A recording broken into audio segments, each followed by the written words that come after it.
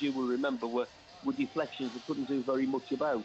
But we do need to get that defensive solidity, sorted out, and as we've begun to do so, as the basis for what we hope will be a successful campaign. Well, of course, as Ando said last night, it's got 0-0 written all over it now, hasn't it? I know. Well, it's either it's going to be 0-0 or 5-5. There was a famous Newcastle game here that ended 5-5. That was on the plastic pitch, wasn't it? I remember it. And on that very day that Newcastle drew 5-5, Sunderland drew 0-0 at home at Roker Park. I remember it was, both teams got it's an omen, isn't it? It's an omen for a 5-5 or a 0-0. Look, clean sheet. I mean, that's the first thing that, away from home especially, any coach will take. If Sunderland get a clean sheet today, they're not going to lose. You start with a point, come away with at least a point. And over the 2 games we've got this week, obviously there's the Blackburn game away on Wednesday night as well. Being greedy, it'd be lovely to get 6. But I think if you offered most Sunderland supporters 4 points in those 2 games now, people would bite your hand off. I certainly would. It'd be great to get 4 points in the 2 games. And whichever way round they did it, I don't think anybody would be too bothered. Tony might prefer to win at Blackburn, give it his own old club, who knows. But we'll take, the old cliche, we'll take 1 game at a time and see how we do this afternoon. And the important thing is to keep that momentum that we've started to build, not just through the 5-0 against Southampton, but the previous game, the 0-0 at Coventry, which is a very good point, and of course before that, the home win over Rotherham. So they are starting to go in the right direction now, and it's important we don't lose that momentum.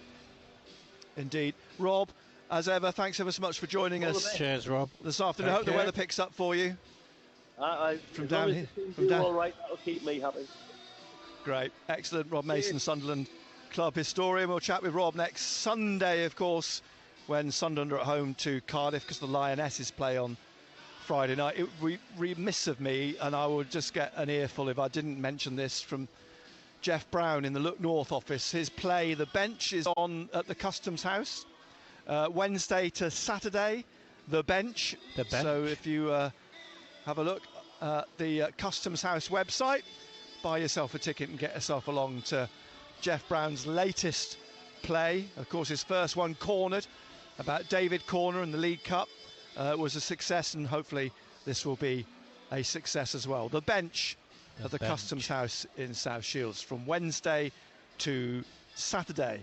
Are you going along to see it? I'm going to try to get along. Yes, indeed. Good stuff.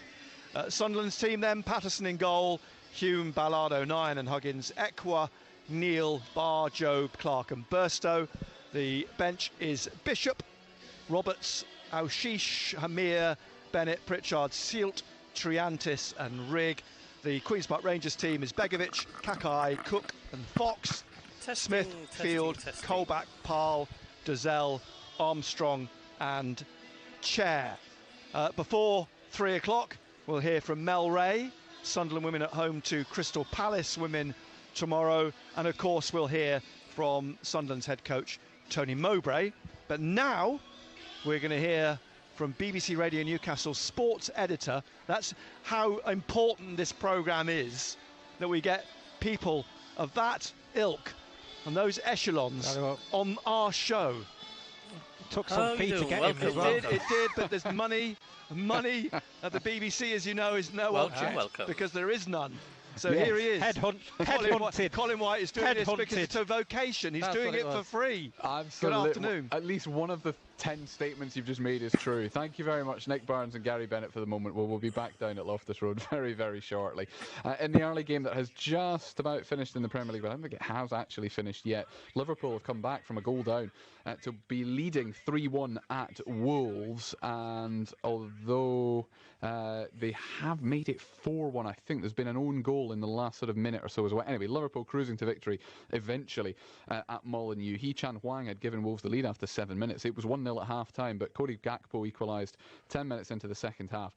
Then Andy Robertson, scored with 5 minutes to go to give Liverpool the lead. Harvey Elliott, I don't actually think it is a fourth goal. I think it's just that what had been credited to Harvey Elliott as Liverpool's third has now gone down as a Hugo Bueno own goal. I'll give you the final score in that one when the final whistle blows. And in the early game in the Scottish Premiership as well, Rangers are 1-0 up at St Johnstone. That one also kicked off at half-12, so they're very close to finishing there as well. Danilo after 15 minutes. There were 2 games in the Championship last night. Southampton, having been thumped 5-0 just before the international break by Sunderland, of course, were thumped 4-1 at home by Leicester last night. Jamie Vardy scored after 21 seconds. Casey McAteer made it 2-0 at that point. Then Samuel Edozie actually equalised for Southampton. Wilfred Ndidi made it 3-1 just before half-time, and then Steffi Mavididi midway through the second half. So it finished Southampton 1, Leicester City 4. Hull City scored a late equaliser to draw 1-1 at home to Coventry. Joel Latibouriere had given Coventry the lead in the first half, but Aaron Connolly, 3 minutes from the end, meant that the shares were spoiled in that one. Back to this afternoon then. And in non-league, in the National League, Gateshead are away at Aldershot. Their last away game last weekend went rather well, a 6-0 victory away at Eastleigh. We could do more of the same this afternoon. But there are 3 of our teams as well involved in the second qualifying round of the FA Cup today, and all 3 of them drawn at home as well. So Blythe Spartans are at home to Bradford Park Avenue.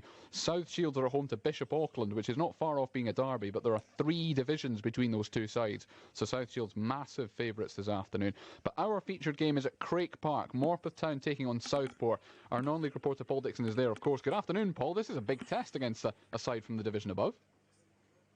Good afternoon, Colin. Yes, it is a big test against Southport, and a Southport team that are playing well. They won 4-1 last week against Kings Lynn. That was a real good performance. But Morpeth are playing exceptionally well at the minute and playing well at home, undefeated at home. I've just had a word with Craig Lynch there. He's very happy with the team that he's going to put out today. He says it's a strong team, and he says they're trying to make Craig Park a bit of a fortress when the teams travel up here. But FA Cup today, very exciting, Colin. Yeah, and just a word on the FA Cup generally, because the FA Vase is the competition that gives teams a chance to get to Wembley. The money involved in the FA Vase is not massive, but teams at this level are not going to reach the FA Cup final. So Wembley's not the ambition, but money is a real motivating factor in the FA Cup.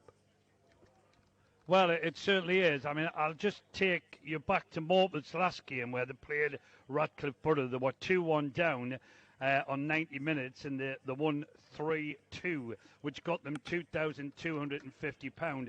Very nice indeed. Now, what they're playing for today is £3,375 for the winner, and if you're obviously defeated, you get 1,125, which is good money, Colin. And we just had a look before we come out the studio that if you win in the first round, you get 41,000. How good is that to a non-league club? Which is why if anybody gets to the final qualifying round, which is when Gateshead enter it, or the other National League, those games become huge, because it's not just we might draw a big League One side, we might be at home to Derby County or whatever. It's also there's a lot of money. There's a lot of money riding on this. The other 2 teams that we've got in the FA Cup today are also, they're the opposite. So they're playing teams below them in the pyramid. So Blythe Spartans, who have had regular relegation battles with Bradford Park Avenue over the last few years, now the division above them and play them. South Shields, I've just mentioned, though, they are massive favourites against Bishop Auckland, aren't they? Well, they certainly are. But, I think all our 3 teams have got a chance of being in the draw on Monday. Blythe against Bradford, a winnable game.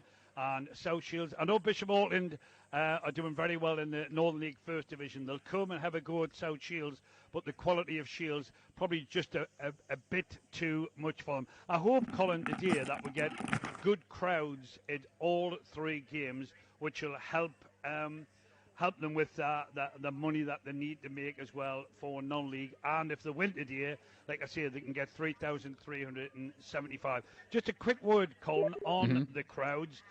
At Heaton Stand last night,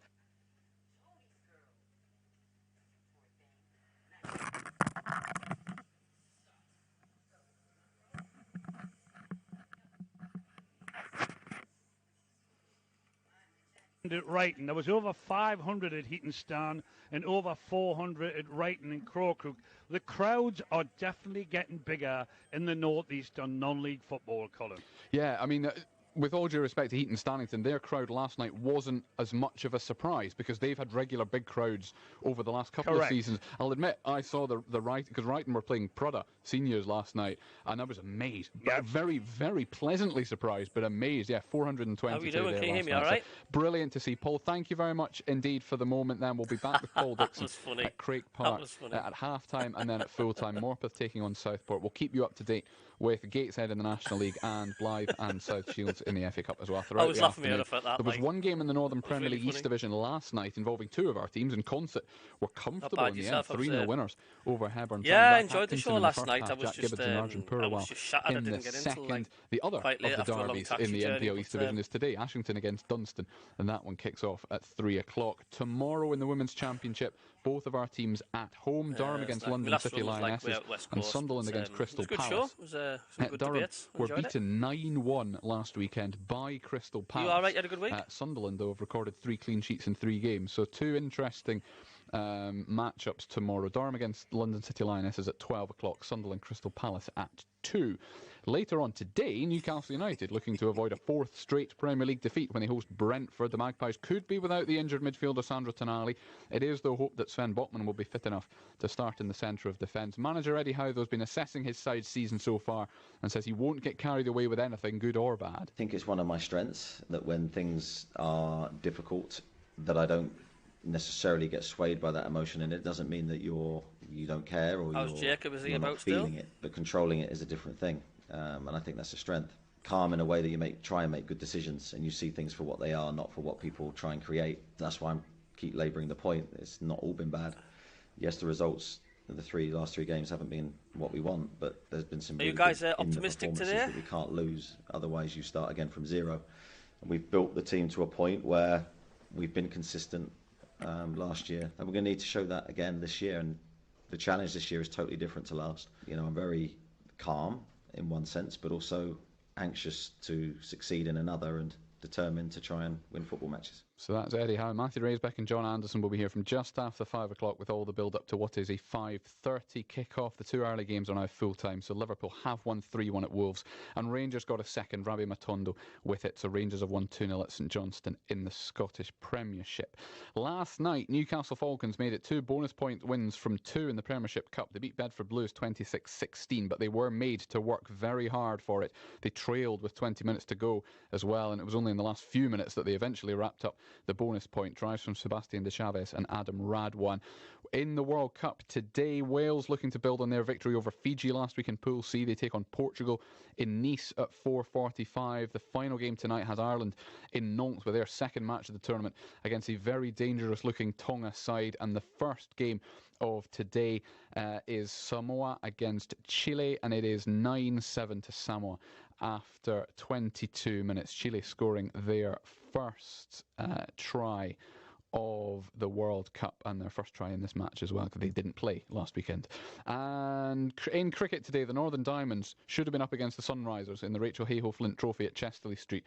They are yet to get underway because of the rain up here. It's lovely down in London, but they're yet to get underway because of the rain. And if we're honest, it might be a little while before they do, although they have made the toss, which sort of suggests they might be coming out quite soon. So hopefully they do actually get some action at Chesterley Street.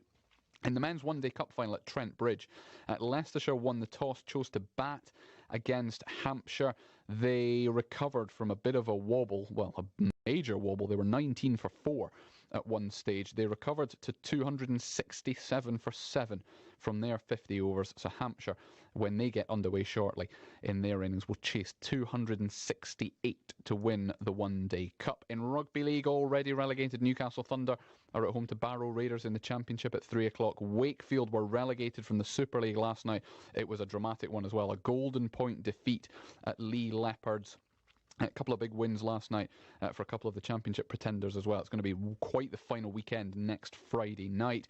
And finally, from a local point of view, tomorrow, cycling's Curlew Cup and Beaumont Trophy take place on the roads around Northumberland. The Curlew Cup for the women is in the morning. The Beaumont Trophy is in the afternoon.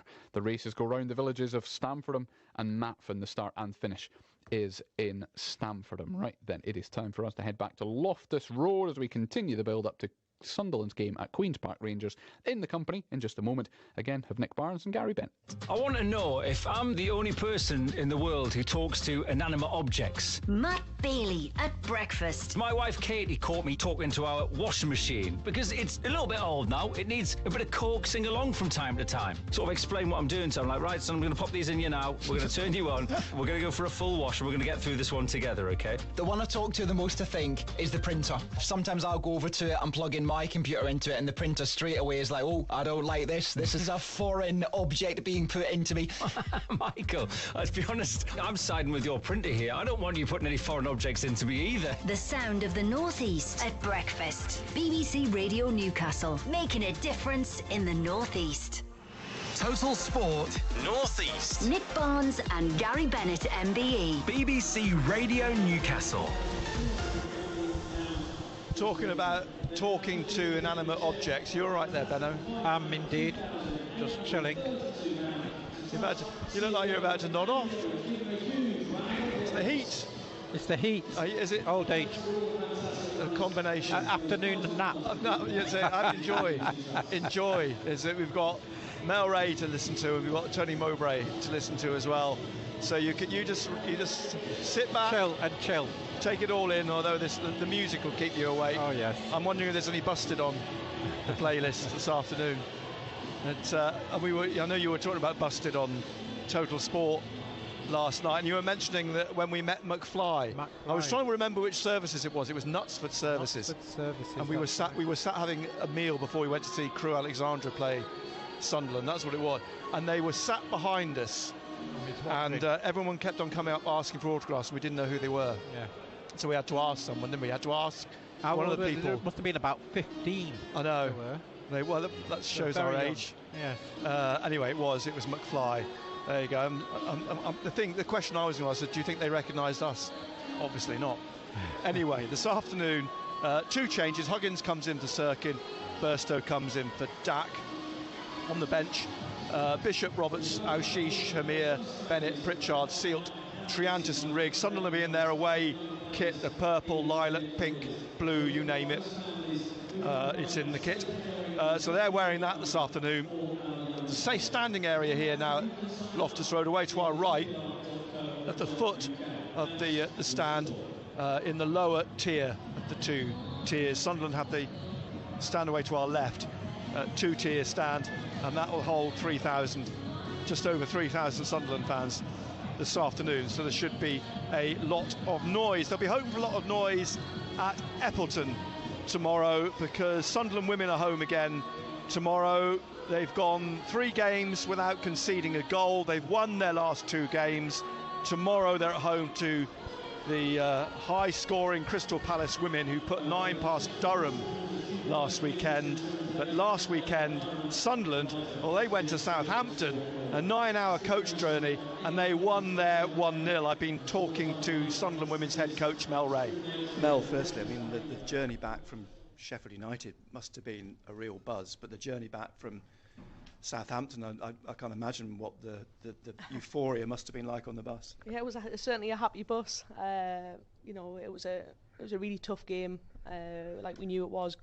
Going down there, the preparation was good, and we feel like we're in a good place. And when you're confident, I think you can try and have a go at anyone. And we were delighted with the goal and delighted that we stood strong and weathered the storm at the end. But I think that's what good teams do. If I'd said to you at the start of the season you'd be 3 games in with 3 clean sheets and the start that you've made, I mean, what would you have said? Yeah, I would have went, I'll take it. I think when we got 3 clean sheets all of last season, and we've started with 3 this season, I think it shows how far the team's come in terms of the quality that we've now got, and they can certainly compete in this division and not be scared of anyone. And how much pressure does it take off you at the early stage of the season? We spoke last week about having points in the bank, and that's important, especially because you've only got 22 games. Yeah.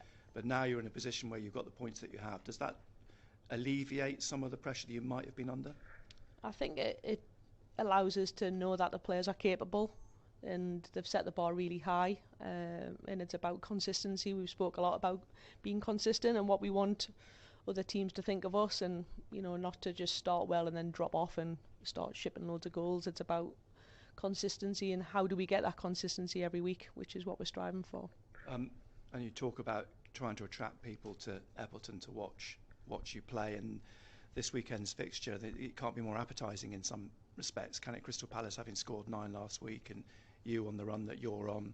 I mean, what more can you say to people? You want to come and watch a winning team and watch the football. Yeah, I think you've got to improve the product, and I think we've certainly done that this season, which is why we've had positive results. And we just want as many fans to come down as possible. We know that it's a different type of fan that comes to the games, and that's why there's a grassroots initiative on this weekend for free entry, I think, for the kids.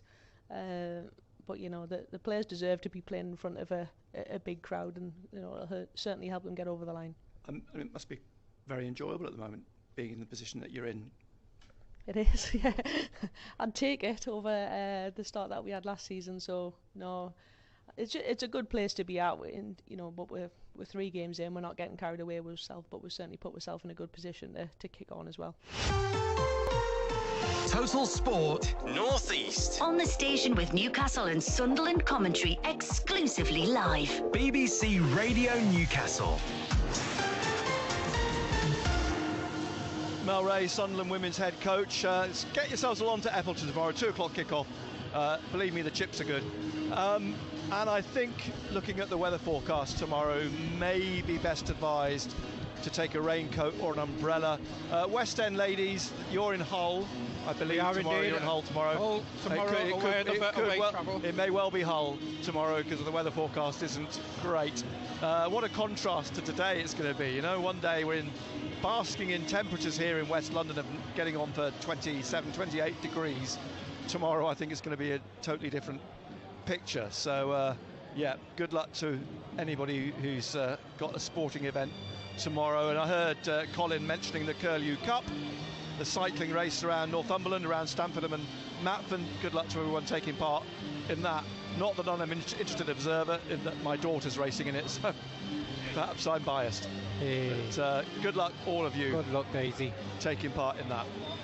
This afternoon, very, very difficult to judge how this is going to pan out. On paper, this Queen's Park Rangers team actually is packed with experience, from Begovic in goal forwards to, even though he's only 24, Andre Dazal up front alongside Sinclair Armstrong, who a lot of talk about how strong he is. Yeah, he is a very powerful lad. But also, we'll remember Elias Chair. Do you remember Elias Chair? Yeah, I think very tricky little player. Yeah, and I think, when you look at their team, he's one player you need to stop. He's a player who's bright, he's busy, he wants to get on the ball, and he makes QPR tick. He'll be given that free roll, but every time they get the ball, they'll try to find his feet, and he's the one who tries to bait them through balls. We talk about Sinclair Armstrong, big, strong, powerful lad, and that's something which we always say, every single week, is that you've got to win your individual battles. That's what you've got to do, and they'll start quickly. QPR, they'll try to, shall we say, knock Sunderland out of their, shall we say, track.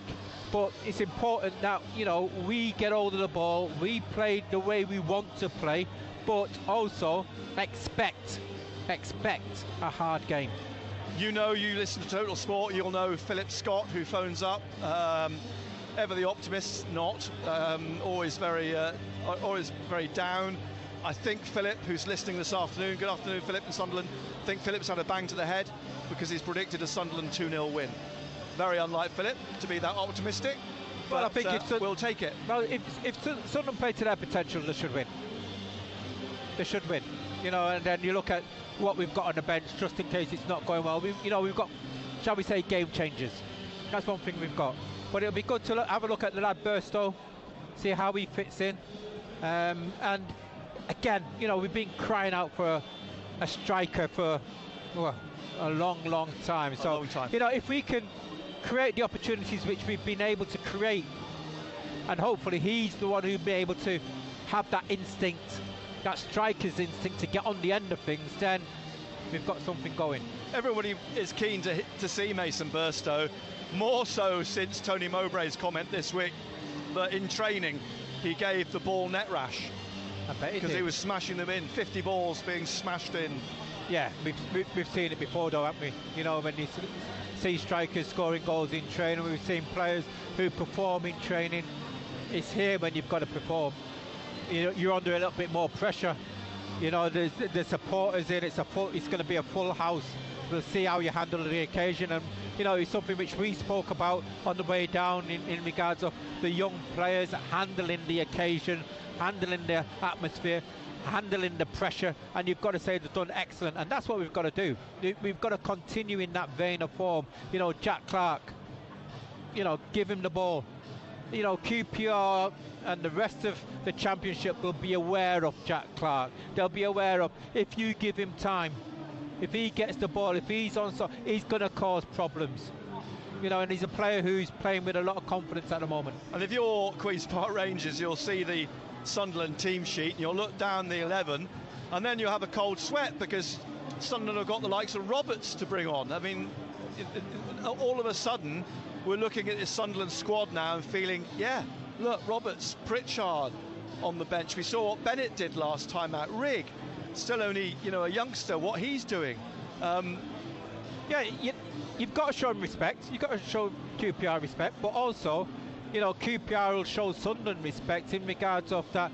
You know, they can't go gun-ho against Sunderland, because if they do, they know that they'll leave holes and gaps in defence, and hopefully will to be able to take advantage.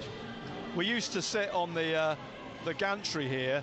The disadvantage of that was the touchline is directly, literally right below the gantry. Already, thank you. The advantage of the gantry was you could see the whole stadium. We now sit at the back of the stand underneath the gantry. The disadvantage here, yes, we can see the touchline, but if the ball goes 20 feet in the air, we can't see it. We can't see it. But I'm just looking over at the Sunderland players there and doing the warm up, and Ashish is a big lad, isn't he? Yes, tall, yeah, and quick. You know, I think one player which we haven't talked about, which I think every Sunderland supporters have been talking about in the last few weeks, is Pierre Ekwa. Yes. You know, and again, you're talking about if he keeps up the vein of form which he's in, then yes, we've got opportunities, because you know, we spoke about him last night on Total Sport, what he brings to the team. You know, he's not just somebody who breaks play up, he's somebody who's very composed on the ball, but he's also somebody who can score goals.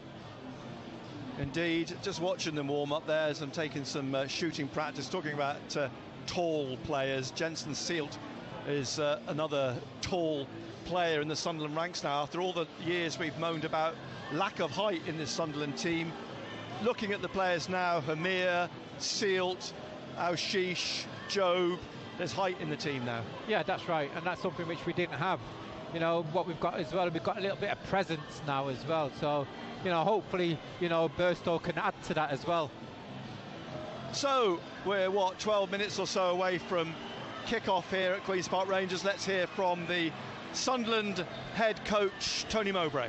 Tony, I'm going to come back to the contract. Fans are delighted. I think that's the one thing that's been apparent this week. The news that you've got the extension has gone down really well. This thing's sort of quite interesting that you don't take any sort of full-on interest in what your contract is, and the fact that you finished 6th probably never crossed your radar last season that this was a possibility. Truly, I didn't know there was a clause in there that in our finishing position I got an extension. I didn't know that. My advisor obviously phoned me and told me, I think he phoned me before the playoff games, that that was a clause, but I genuinely, and I don't say it lightheartedly because it's not something to be lighthearted about, but I leave it all to somebody who has to be hard-nosed sometimes, who has to, you know, but he knows that I just love football, really. Do the best you can, get the contract that's right for me and for my family, and I think it appears, if I try and break it down in my brain, that if we hadn't have had a good season, that obviously wouldn't have been extended, and I'd have been running out of contract as such. But that's okay. It's and I genuinely don't know whether it kicks in again. I don't know what the words are saying on a positional finish this year of whether it extends again. I don't know, but I'm happy just to work. They're a great set of lads, and I think we've talked long and hard. As long as I feel they want to get better, they want to improve, they want to listen, then I'm happy to keep going with them. And it feels light-hearted. I don't go looking through contract clause 5.6 of what I can do and what I can't do. I just try and do what I do every day, and what'll be will be. And I'm sure the club will be aware of. If it hadn't have gone so well last year, that might have thought, yeah, that'll do. We'll get somebody else to have another shot. But yeah.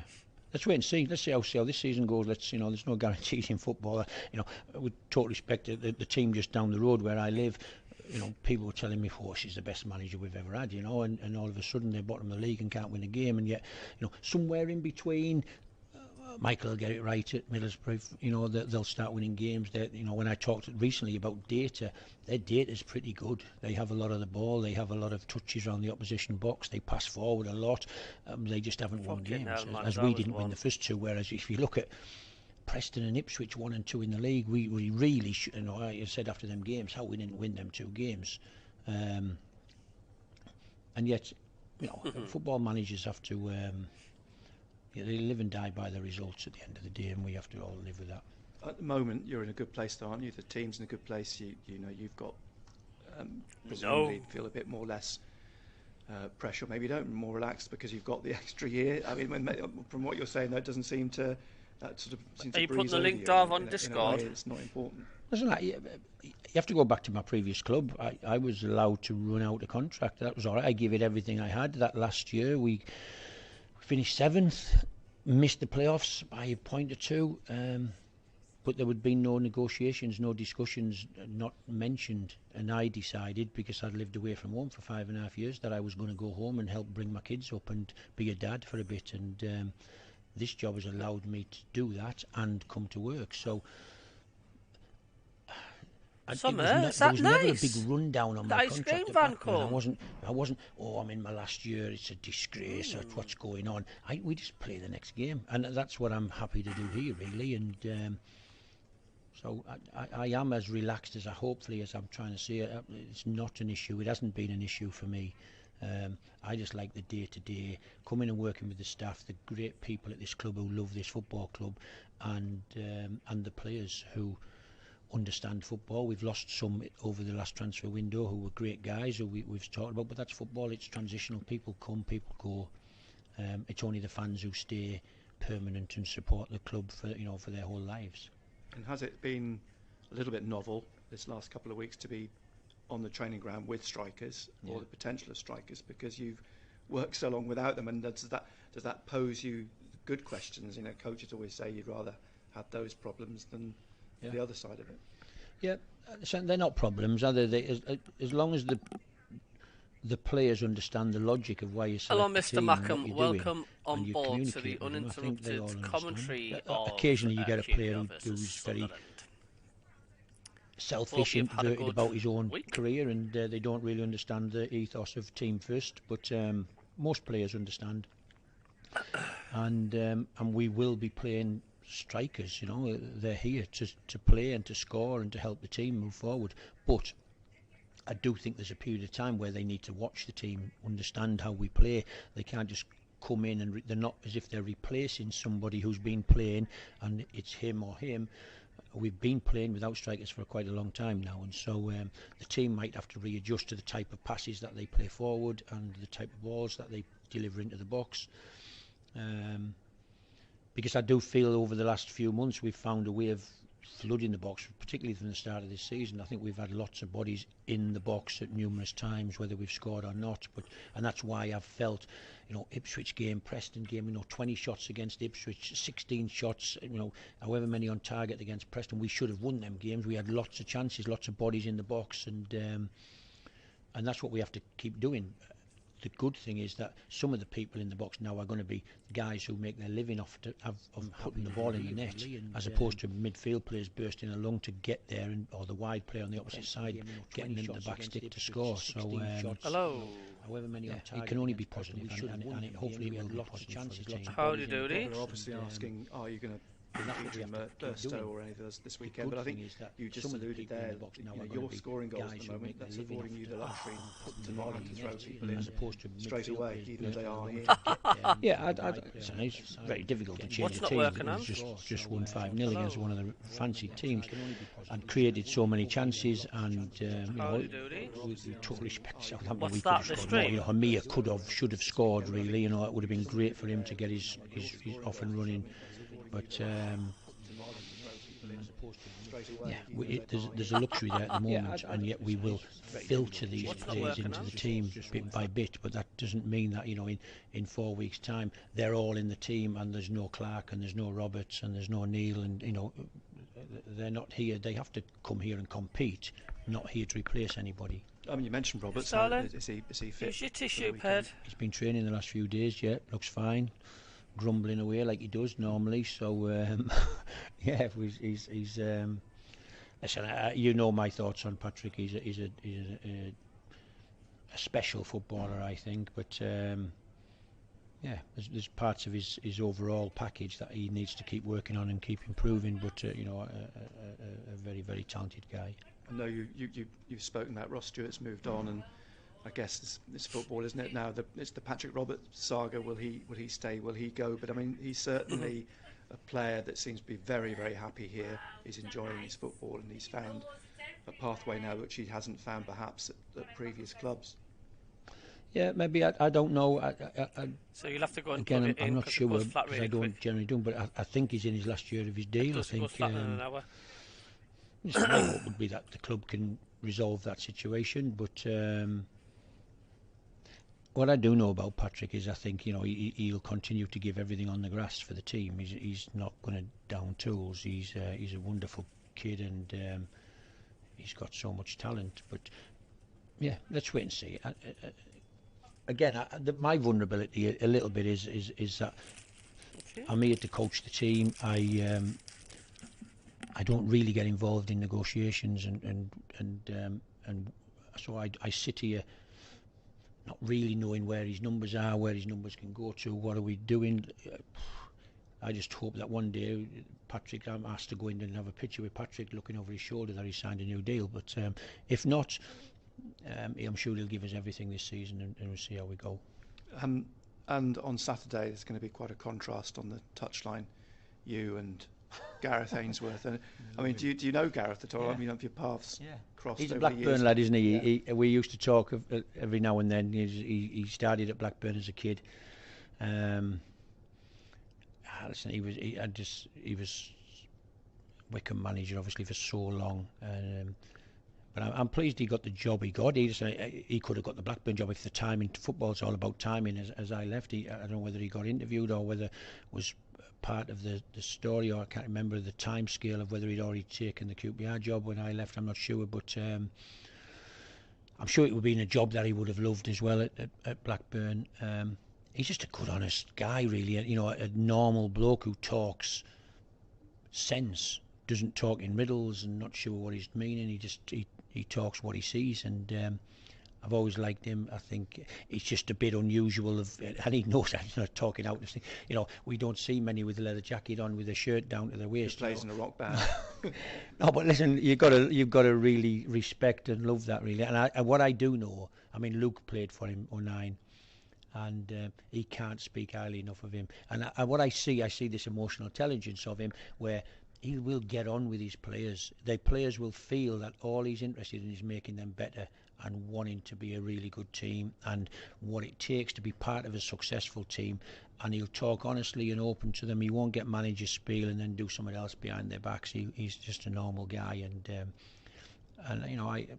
after the weekend, I hope he does really well. Total Sport North East. Nick Barnes and Gary Bennett, MBE. BBC Radio Newcastle. Tony Mowbray, a few minutes away from kick-off here at Queen's Park Rangers. Some sad news to bring you. Jeff Thompson, a regular listener to BBC Radio Newcastle and to Total Sport and to our commentaries on Sunderland, and sadly Jeff Thompson's elder brother David has died this week. He was brought up in Gilesgate in Durham, lived and died in South Africa, having left the UK after university at King's College in Durham. So our thoughts with you, Jeff, and your family, your brother Brian, yeah, we pass on our commiserations to you, Jeff, with that sad news this week.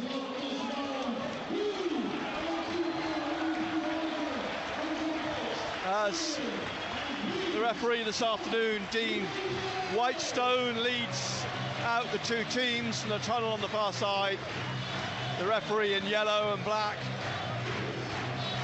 Queen's Park Rangers in their blue and white hoops, of course, and Sunderland in their lilac, pink, purple away kit this afternoon, lining up in front of the main stand, lining up in front of Kirill Louis-Dreyfus, who is here this afternoon to watch his team. I think Juan Sartori is there as well in the front row of the director's box on the far side on this glorious afternoon in West London. Sunderland, Patterson in goal, Hume, Ballard, O'Nien and Huggins, Equa, Neal, Barr, Job, Clark and Burstow. And watching Burstow in the warm-up, 6 foot plus, strong, athletic, very, very interested to see how he fits in this afternoon on his debut. Yeah, definitely so. Be good if he can get a goal. You know, great for his confidence. But yeah, we've identified 1 or 2 players from Queen's Park Rangers, and you know, another player which we've got to identify is Jack Colback. You know, he'll want to put his stamp on the game, and you expect him to, shall we say, put his foot in. So you've got to make sure that, like Dan Neal and Equa, you've got to go and compete with him. You know, that's what Jack Colback's all about. You know, he'll want to leave his mark. At least I got game on this week. He will. Anthony Patterson in orange. Yeah, it's been hit and miss, but this afternoon. Players lining up round the centre circle. Asmir Begovic and Luke O'Nien, the 2 captains, lining up with the officials on the centre spot for photographs. And the mascots heading back now to the far side. As I say, it's a sweltering afternoon. The temperatures above 26 degrees. It is actually feeling a lot hotter than that. The humidity here. This feels like, for our Sunderland supporters, that we're abroad. Yeah, it does feel like it's especially the weather which we left behind. It is. It feels like no, I can hear you. Yeah, my heart says 3-0 Sunderland, but my head's saying what my score prediction was, 3-1 QPR, because it's a typical Sunderland. Everybody's hopes will thumped Southampton. This is it. This is the turn for Sunderland now to start climbing up that league, and we'll play absolutely rubbish today. Hope I'm wrong. Just the old Sunderland I know for 40 years. Last Friday's devastating earthquake in Morocco and the unprecedented floods in Libya through a period of silence which will begin and end on the referee's whistle.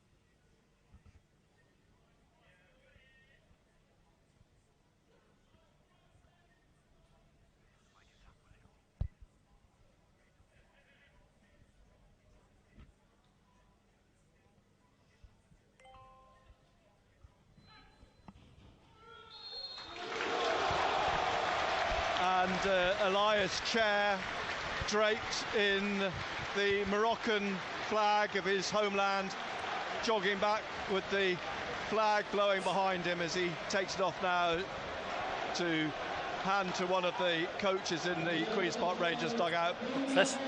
Sunderland are going to kick off today. They are defending the end already. To our left, where the Sunderland fans are housed this afternoon. The 3,000 of them in the 2 tiers of the stand. Alan, how are you doing, mate? Burstow waiting, facing those supporters to get the game underway, which he does. The ball just pushed back to the back of the centre circle to Equa, and now to O'Nien on this right-hand side, and he's charged down by Sinclair Armstrong.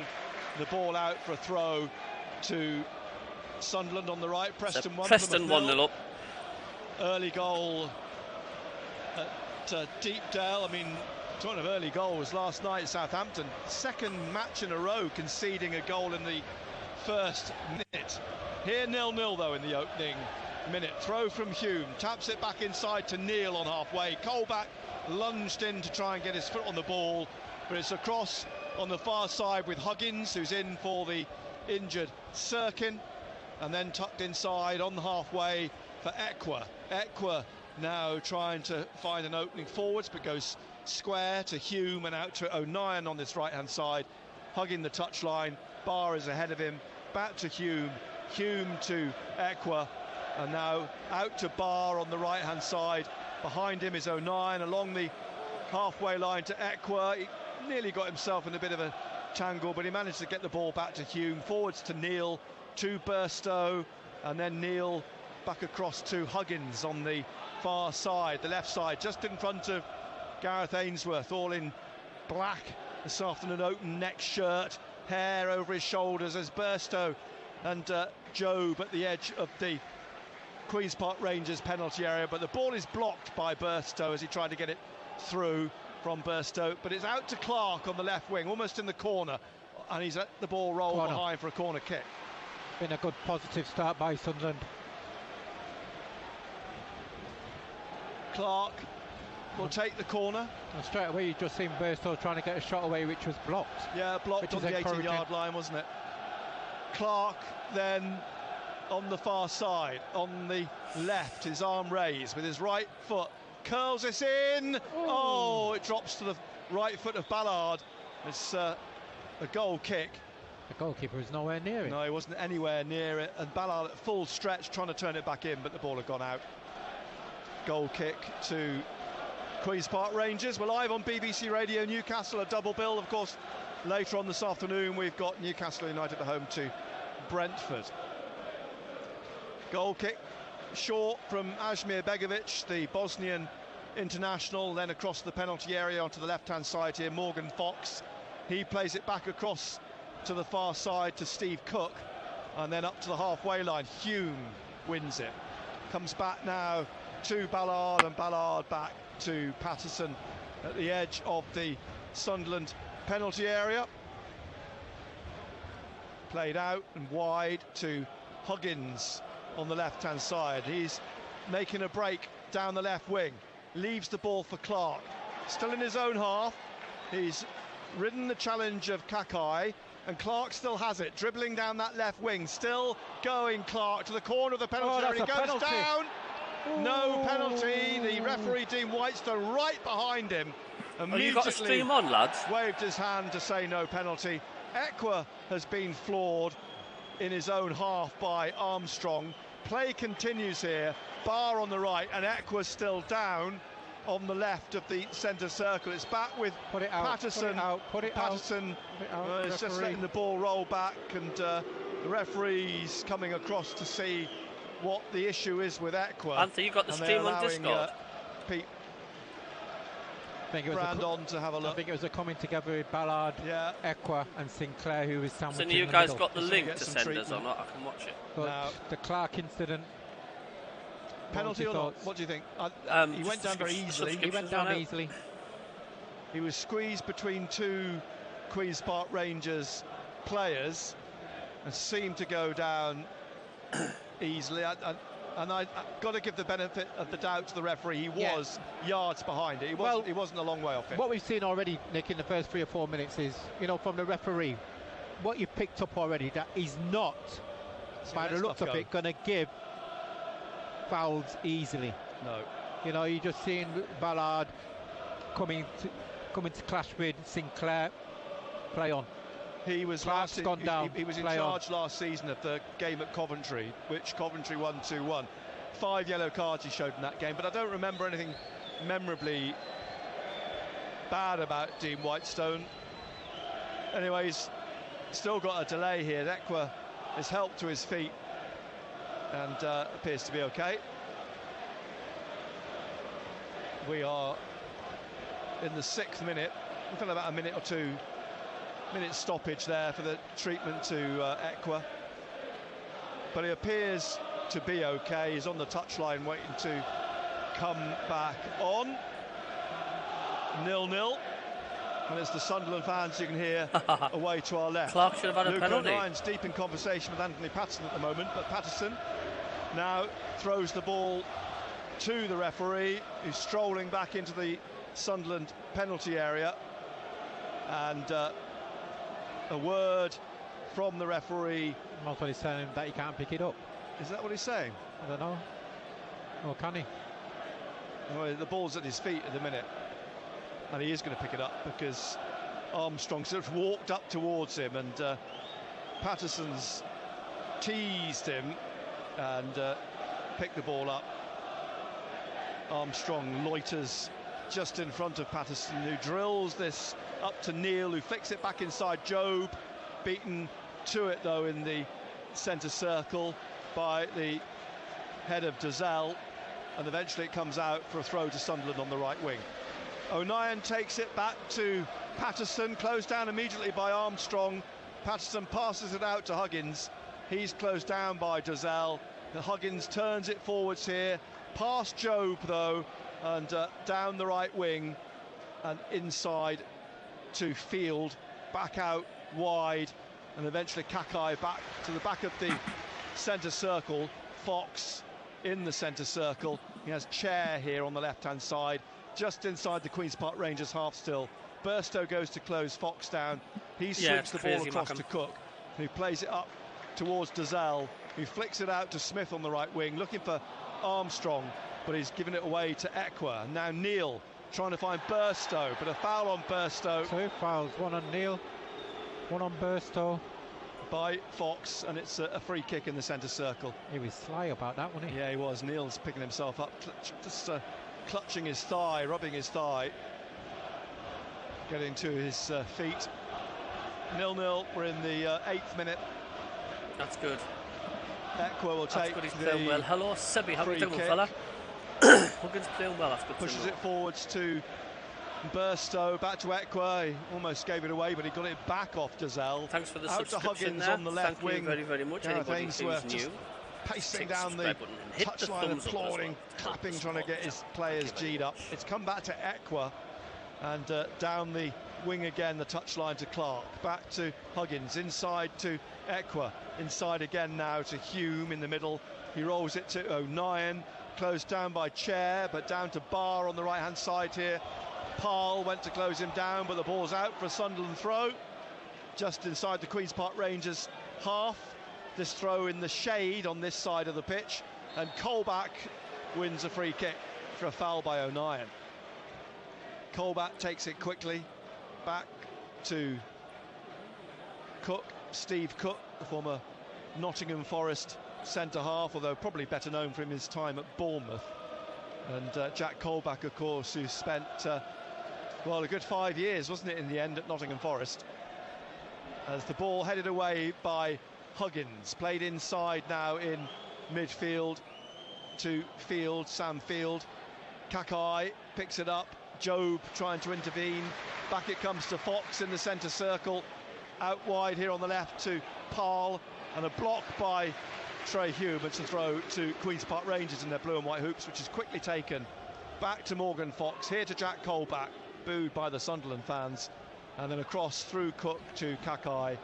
Osman Kakai, the Sierra Leone international, The ball swept forwards down the right wing by Queen's Park Rangers. Armstrong gets the better of Huggins onto his left foot, flicks it into the penalty area, but it's thumped away by Hume up to the halfway line, and it's headed back by Cook up into the Sunderland penalty area, but an offside and a free kick to Sunderland. I think we've just seen an example of Sinclair's strength and power.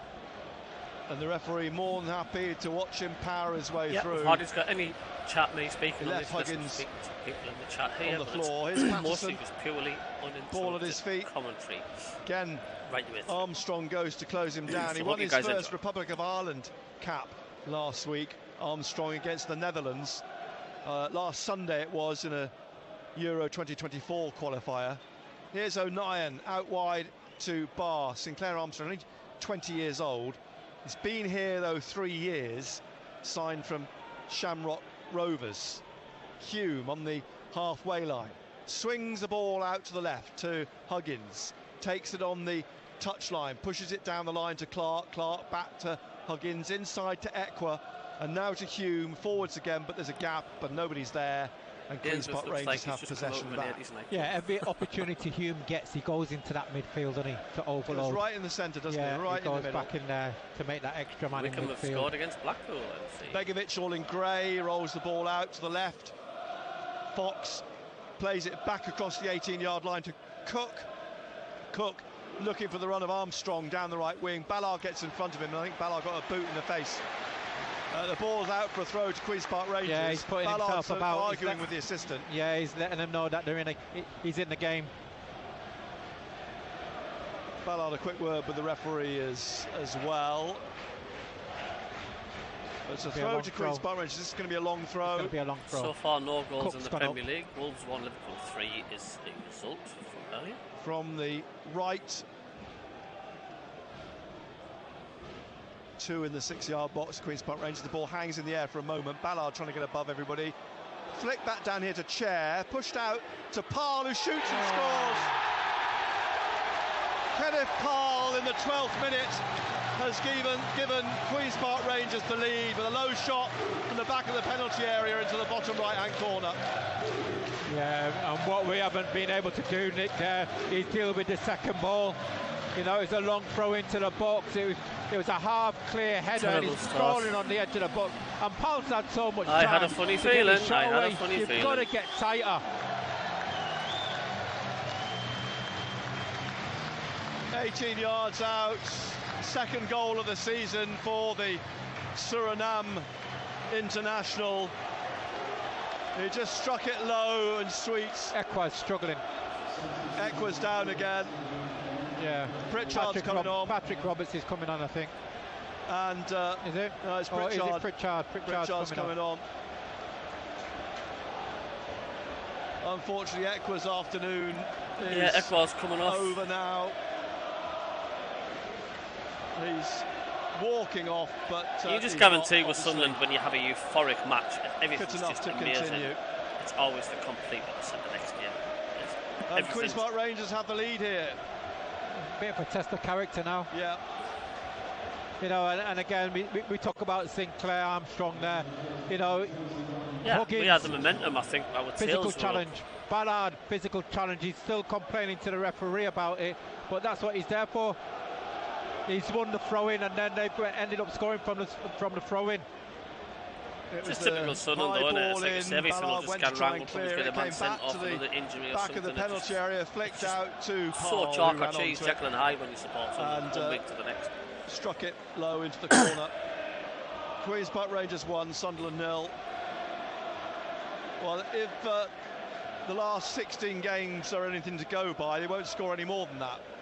But stats, you can read them any way you like. I don't think, no. Hume trying to burst through the middle. Pritchard laying a ball off now to the left, looking for Clark's run. And it's just rolled out. Couldn't get to it. And the throw deep back inside the Queen's Park Rangers half on the right-hand side, which will be taken by Kakai. 10 yards or so from the corner on the right. hurls it down the line, headed away by Huggins, and Joe. Now, surely he was being tugged, I thought then, but someone's the referee just put on social nothing. media. This is why I hate international breaks. Rangers, one back Screws though. our momentum. It's floated up towards Burstow and Joe, but Colback gets a foot to it, plays it back to Kakai, who plays it up over the halfway line, and it's picked up by Luke O'Nien. O'Nien in the middle of the Sunderland half, laying it off to Hume on the right here in the 15th minute. Live on BBC Radio Newcastle. That's how Sunderland do things. They've done it for 40 years. I've followed them. Neil they're fantastic, and then they're just a Hume. Hume has Barr out wide on the right-hand side, plays it to him, and Barr trying to get inside, but Parle making himself a nuisance. Gets it back to Neil. Neil inside then to Jobe. Jobe lays it off to Neil. Neil finds the gap for Pritchard. What a good pass. Pritchard, his shot is blocked, and it's headed away in the end on the far side by Paul Smith. And then comes back into the penalty area, but there's nobody there for Sunderland. And it's swept over the head of Barr, down this left-hand side. Chair trying to get away now. Armstrong in the middle. Chair still going. Hume tackles him. Great tackle. Swung his leg through the ball. And out to Jobe now. Jobe bringing this forward for Sunderland over the halfway line. Out wide to Clark on the touchline, trying to come in past Smith. Looks up, crosses. Burstow's there, gets his head on the end of it. It's in the air. Pritchard should have shot earlier. Lost sight of it. It dropped though to Pritchard. Pritchard rolls it back to Burstow. Burstow slips it inside to Jobe. Jobe back to Hume. Down the right wing to Pritchard. Now to Barr. Barr dribbling at Fox, who got a touch to it, but only to Pritchard. Lays it off to Neil in the middle. Neil trying to find Barr on the corner of the penalty area. He crosses, it's headed in the air by Fox. Out to Neil, who heads it back down. Pritchard got a touch to it. Manchester United nilled Brighton 1. And now Parle back to Chair on this left-hand wing. Hume in front of him. And Chair just drills it across to the far side, looking for Smith. Over his head. Huggins has to chase back. Smith chasing him, the Northern Ireland international. And it's a challenge. They pushed him into the... Huggins out onto the advertising hoardings. Huddersfield 1, Rotherham 0. Paul Smith from Linfield, as is Trey Hume, of course, on this right-hand side. And a Huggins couple of now challenges they've done. having to get some late treatment. There's virtually no room between the touchline and the advertising hoardings. But just going back to Pritchard, you know, we're shouting, screaming at him to get his shot away. I don't know what he was thinking about.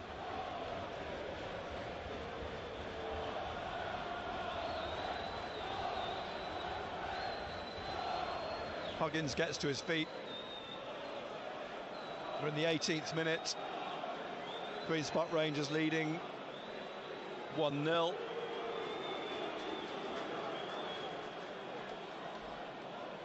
There's a score in the Premier League, couldn't hire that for the noise here. It's Manchester United 0, Brighton 1. Ooh. And Danny Welbeck with the goal. Going back to his old former club, yeah. A free kick has been awarded by the referee for the challenge on Huggins. So that will be taken now by Ballard on the touchline on the far side. What's Dean Whitestone waiting for? Huggins is not back on the pitch yet. Dean Whitestone now jogs back into the Queen's Park Rangers half, blows his whistle, and Ballard with the kick floats high up towards Burstow. He's got Steve Cook all over him, but play continues. Here's Kakai trying to come away from Burstow. Plays it straight up to Ballard, but it's a mistake, and Armstrong's got it. And then Armstrong gets the ball back under pressure to Paul Smith. And Paul Smith, who's back here at Queen's Park Rangers after 2 years at Leyton Orient. And the ball back with Steve Cook. Cross to Morgan Fox, who's spent the last 3 years at Stoke. Headed on by Parle down the left wing. O'Nien gets in front of Chair, he catches O'Nien. Referee, you've got to do something. You've got to do something. Fancy Burstow to score. You've got to act, referee. You can't continue talking to him. That's the third or fourth challenge. Well, he's just had a word with Elias Chair. That's all.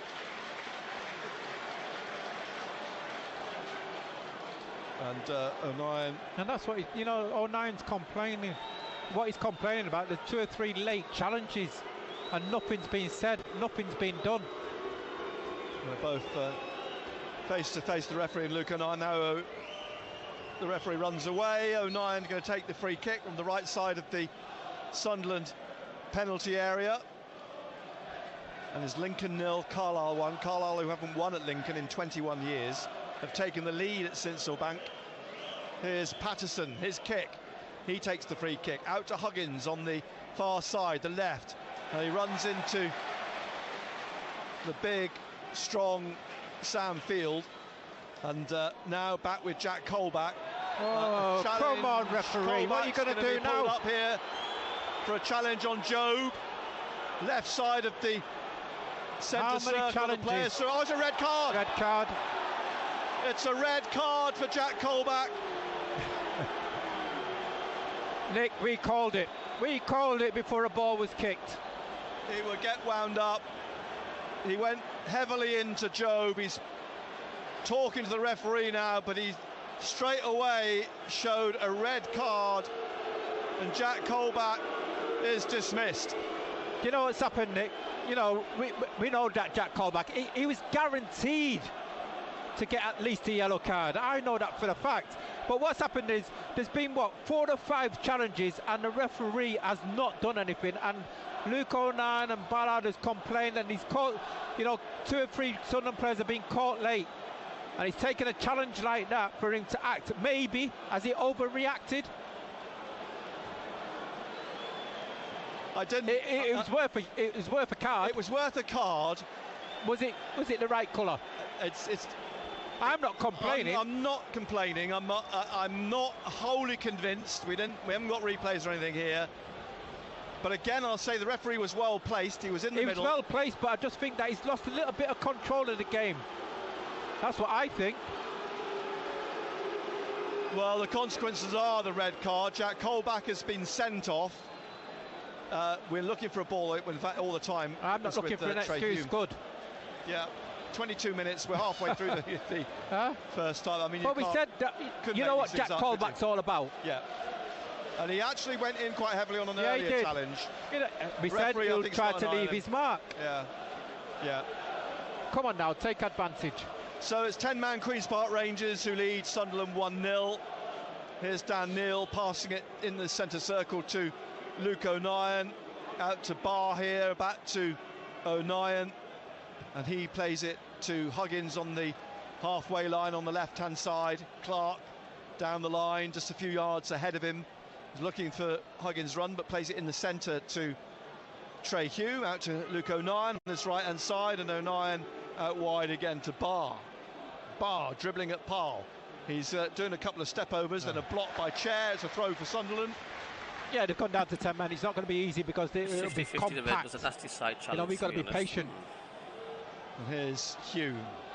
Hume plays it across the middle, right across the face of Armstrong to Huggins. Down the left to Clark. Clark now taking on Smith on the Preston edge 2 of the now, penalty. Plymouth 0. Swings it in a bit too high.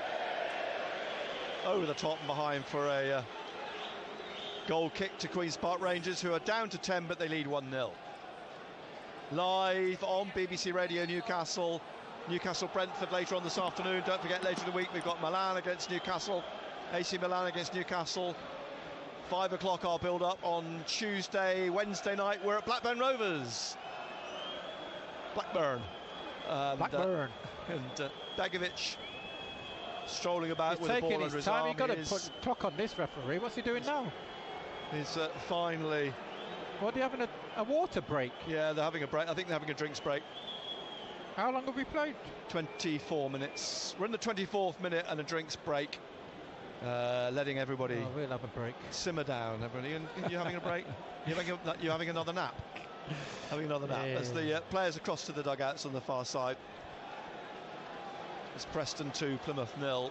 But just going back, we identified 1 or 2 players from QPR. We know what Jack Colback's all about. We know, obviously, Chair, what he's all about. If he gets on the ball, he'll try to make things tick. Everything will go for him. We talked about Sinclair Armstrong, about his physicality. He'll put himself about. We've seen all that. Now, they're down to 10 men. We've got to be patient. You know, we've got to make sure that we give ourselves width. Try to stretch them. We've got to work the ball. We'll try to work that space and try to get the likes of Pritchard on the ball or a Dan Neil on the ball. Yeah, red mist from Jack Colback. I mean, the card was out almost instantaneously for Jack Colback. He went back to have a word with the referee, but he's not going to change his mind in those situations, and so off he went down the tunnel here at Loftus Road. Didn't have far to walk, in fairness. It's so compact, this stadium. So the players coming back out away from the dugouts then after the drinks break, and Burstow and Job and Barr having a bit of a conversation in the middle, but it's a goal kick. Begovic is going to take this away to our right, with everybody up on the halfway line on the far side for this, and it goes out of our sight and then it drops back within our vision here to Dan Ballard, across to O'Nien, and O'Nien dribbling and then playing it out to Barr on this right hand side, back to O'Nien, across to Ballard, and Ballard forwards onto the halfway line to Pritchard, and Pritchard just ahead of him, Clark back to Pritchard, inside to Neil, inside again to Hume, and Hume here to O'Nien, out wide to Barr, and Barr cutting back inside, and Barr now laying it into the centre to Dan Neil. Neil short pass to Pritchard, Pritchard to Huggins. Clark is just behind him. Here's Clark just outside the angle of the box, and he finds Pritchard. Pritchard curls the ball in. Oh, what a header! Oh! Joe, offside, offside. He's offside. That's not such a beauty from the assistant. Lovely finish. It'll go to Bar, this, won't it? But it wouldn't count. Doesn't count. No? It'll go to Bar. If only. Lovely header from. And that's what you need. You need Pritchard on the ball. To be allowed, to be honest. But it's ruled out. Not lucky. Well done, Burstow. Lovely. Just the way that Joe managed to sort of cushion the header over the keeper. But anyway, it doesn't count. It's 1-0 still to Queen's Park Rangers, and throw awarded to the home team on the far side. 75 people in the chat. Hit the We're subscribe in the button if you're new. 28th minute. There'll be the thumbs 2 or up. 3 minutes added on at the end of the 13 first likes. half. Let's get more than 13 likes. Hit that thumbs up. Thank you. Throw left for Kakai to take. Just a few yards short. Was that offside then? Is there any replays? I mean, if VAR was here, would it be... by Neil Pritchard, and out he's gone for another Queen's Park Rangers throw. This time inside the Sunderland half on the right-hand side. Smith with it. He's looking for Armstrong, strong, backing into Huggins. He's got round him. He's now got to get past Ballard in the corner. Ballard trips him up. Does he trip him up? Foul. Oh, he's given the foul. The line, though. The assistant has given the foul. The referee was in two minds, I think. He was strolling back and he was waiting for his assistant, who flagged. Thanks for the thumbs up. And then gave the free kick, Dean Whitestone. So this just thanks for the a subscriber. yard Thank out you. from the corner on the right-hand side for Queen's Park Rangers. They lead from the 12th minute Kenneth Powell goal. We've got to defend this, Nick. You know, the last set piece was poor. We conceded a goal from the last set piece, which was that throw-in. Chair's going to take it. Pritchard standing back behind the spray now. The line applied by the referee. They're lining up on the penalty spot. They've got Armstrong also in the 6-yard box. Field is in there too, he's big. And Chair then ready to take this free kick for Queen's Park Rangers from the right. Drives this in, headed away by O'Nien. It comes back out to Powell. And now Smith shoots, blocked though by Burstow. Put back up towards the edge of the penalty area, looking to try and get it through to Fox, I think it was, who was up there. He's having to jog back now, ball back with Begovic. in the Queen's Park Rangers penalty area. He kicks up into the centre circle. Armstrong wins the free kick. Leapt up over the top of 09. He picks himself up really quickly. It's going to be 0-0 or 5 free kick awarded. There was a famous Newcastle game here by Dean Whitestone in the Sunderland half of the centre circle. You're just joining us. Queen's Park Rangers lead 1-0. Chair with the free kick then. Away from home, especially, any coach will for take the home side. They're not going to lose. So right-footed, high in the air, looking for Fox, who heads it back in towards. Well, Cook was trying to get on the end of it, but Sunderland have got it clear. Blackburn 1, Middlesbrough 0, and the ball bounces out for a throw, bounces over the Queen's Park we're not Rangers. the best of sides of breaking down people. That's got 11 men behind the ball, are we? Aston Villa 1, Crystal Palace 0. So Smith with his throw down the right touchline and allows Ballard to let it run out. It went straight out. 31st minute.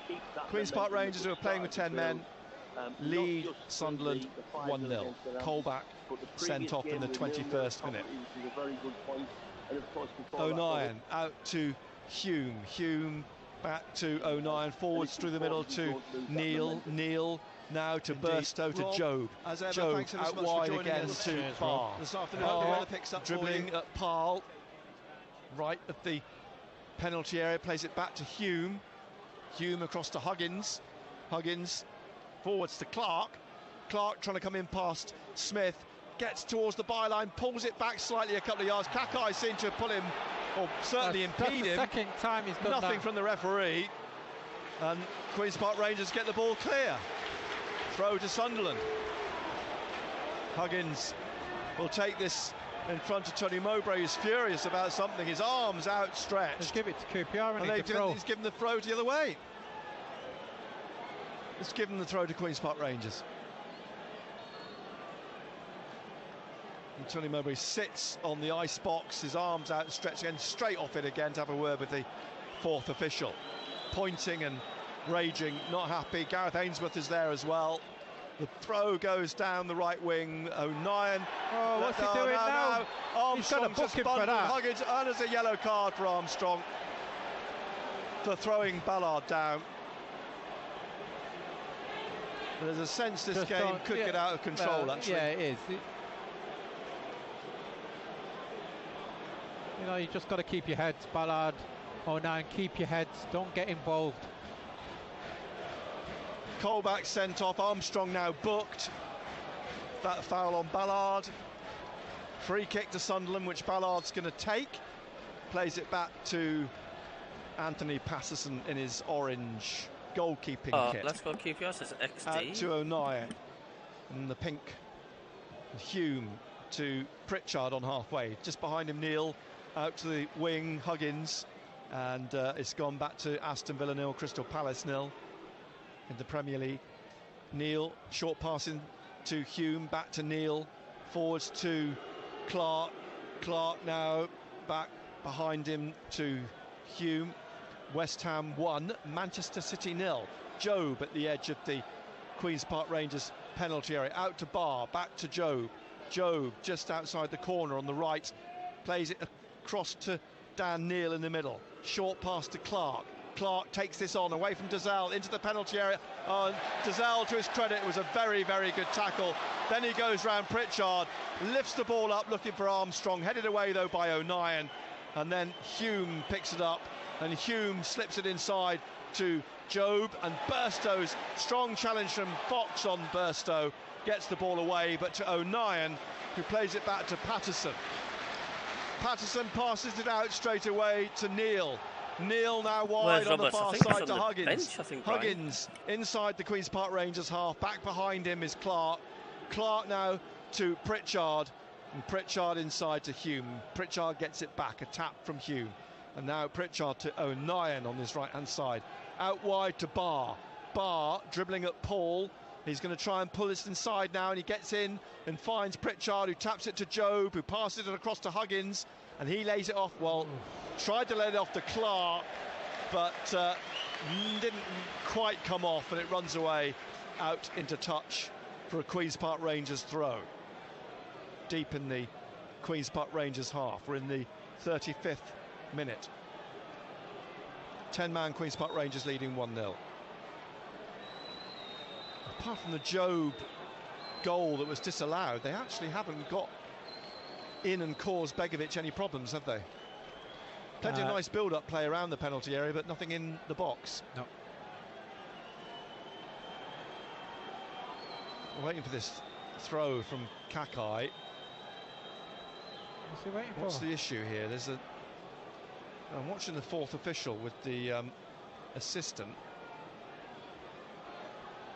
over on that far side.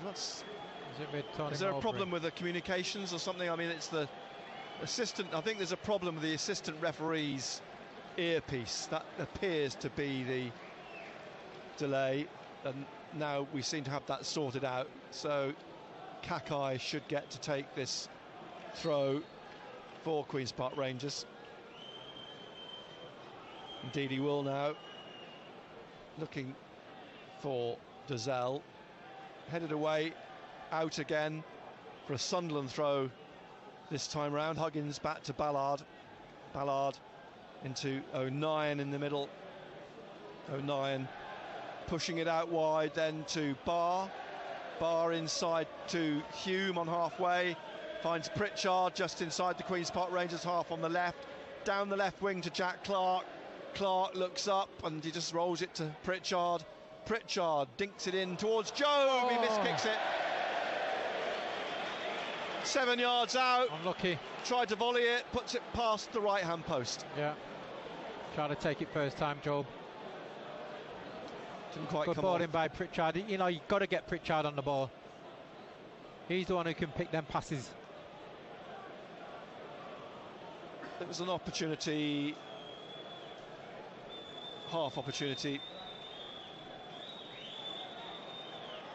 And it's a goal kick to Queen's Park Rangers, leading 1-0.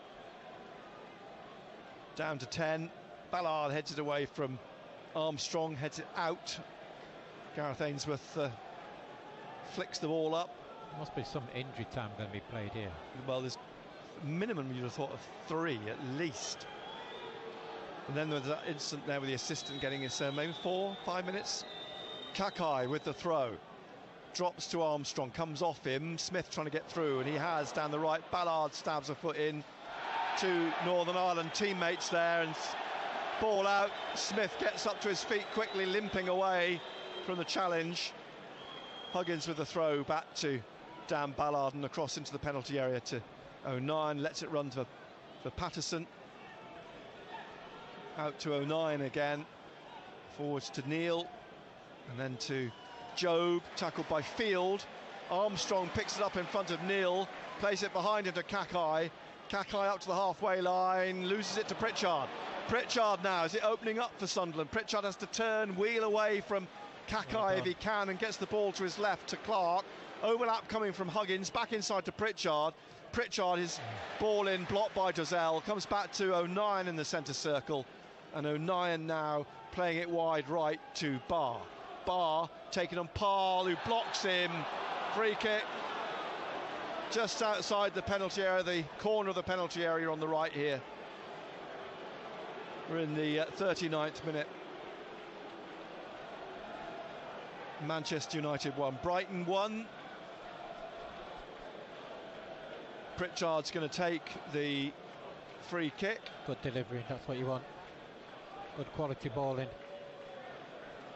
Placing the ball carefully. Pritchard. Barr has come across here as well. Huggins back just in front of the centre circle. Pritchard then. Barr is wide of him now on the right. Pritchard, right-footed, curls this in, headed away by Fox. Drops for Clark in the middle. Clark puts a foot on it, but then loses it. Showed too much of it to Dozzell. Clark trying to get the ball back off Andre Dozzell, but Dozzell tries to get forward. In the end, Clark does recover and pokes the ball back, and it's now with Pritchard. Pritchard out wide here on the right-hand side to Barr. Barr taking on Paul. He's trying to get it onto his left foot, and he's stabbed at it, Paul, and it's eventually cleared by Tazell. Up towards Armstrong. He's offside. Headed away, offside. Free kick to Sunderland. I just think that we might not see it at half-time, but I think we'll see it maybe for the last half hour. Roberts introduced on this right-hand side. I think he'll give us a little bit more. Yeah, I agree with you. I can't disagree with you. Here's Pritchard into the Queen's Park Rangers half again. Leaves it for Dan Neil. Neil, short pass to Hume at the front of the centre circle. Back to Dan Neil. Then down to Pritchard. Pritchard to Clark. Clark trying to come in. Rolls it to Neil. Neil rolls it back to Clark. Clark just rolls it straight to Chair. Gives it straight away, just straight to him. And Chair now looking for the run of Smith, but it's a poor pass from him. Gives it back to Ballard. Now with Neil. Back to Ballard, wide on the left-hand side. Forwards again to Neil. Neil on the halfway line. Down the left to Clark. Clark back to Huggins, inside to Neil. Neil to Hume. Back to Neil. Cross here to O'Nien, just inside the Queen's Park Rangers half. Forwards to Job. Job pushed over as he's grabbing Norwich 1, Stoke 0. Shirt. Field's coming away with it, Sam Field. Still going, rolls it to Chair on the left here. In goes Hume, tackles him. Job has it. And Job bringing this away over halfway. Swinging it over to Clark. Left, but over his head. There are these. Out for a throw. The take. Need to settle down. Doing it now. I think it's going to be second half syndrome. It's not easy playing against 10 men. You just need that little bit of experience. Might be quite pleased to get them in at half time. Yeah, just to settle them down. 42nd minute. Queen's Park Rangers lead from that Paul goal in Kid, the give your man a break, son. Seriously. 12th minute. Will's here. Paul. Will's watching you. That was silly. And Burstow stabbing it to Pritchard on the touchline, looking for the throw. Sunderland, and it's given to them. Pritchard takes it quickly, drops to Clark. Clark here down the line. Oh, he's put it out. You see, with lackadaisical, be slopping, Nick. Norwich 1, Stoke City 0. Kakai halfway inside his own half on the right with this throw for Queen's Park Rangers.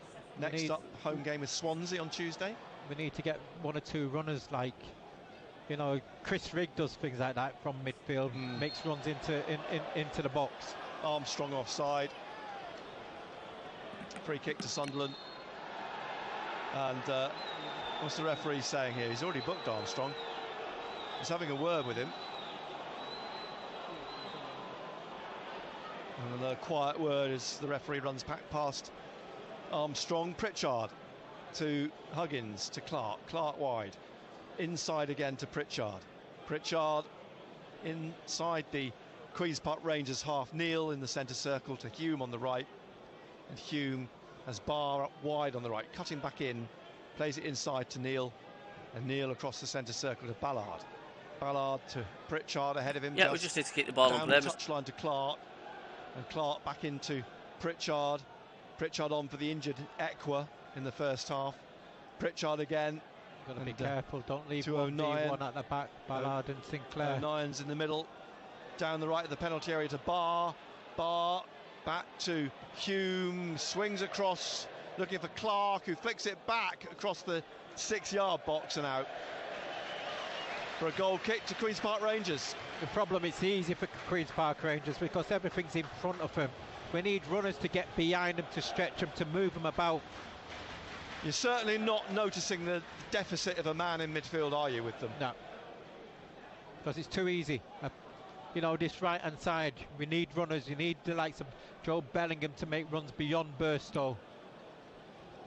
Sheffield Wednesday nil, back as well into the centre rather than playing further forwards. So they've covered the loss of Colback. Goal kick for Begovic then, right side of his, on the right corner of the 6-yard box. And all the players over on the far side on halfway, pretty much. Again, Armstrong backing into Ballard, and the ball headed out by Ballard for a Queen's Park Rangers throw. We're in the last minute. How much will get? I think it's just going to have to be a second half shown from Sunderland. Like, who was actually the referee last weekend when I was watching Exeter City versus Leyton Orient. He's got the fourth official duties this afternoon here in the Championship. Here's Fox swinging a ball away wide and out for a throw to Burstow. Sunderland. And, Burstow's got the look of Marcus Rashford about him, hasn't he? He's got the look of Joby Bellingham as well. Yeah, well, they look very much like twins, aren't they? In the middle here, Job just behind Burstow. Job making a run forwards. Sheffield Wednesday in 8 minutes.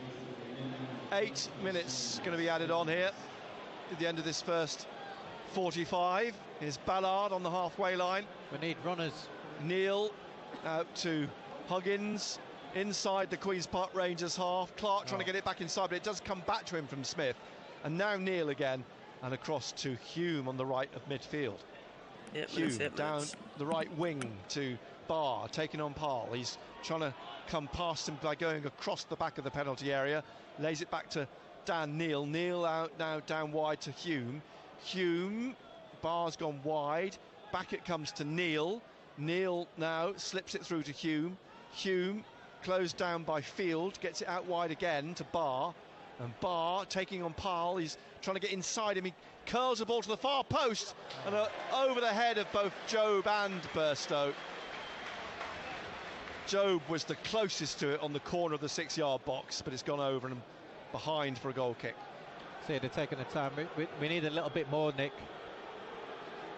7 minutes left of the first half. Begovic placing the ball again. It's going to be a kick. The Manchester United goal was disallowed, so it's still 1-0 to Brighton. What would you give for VAR, eh?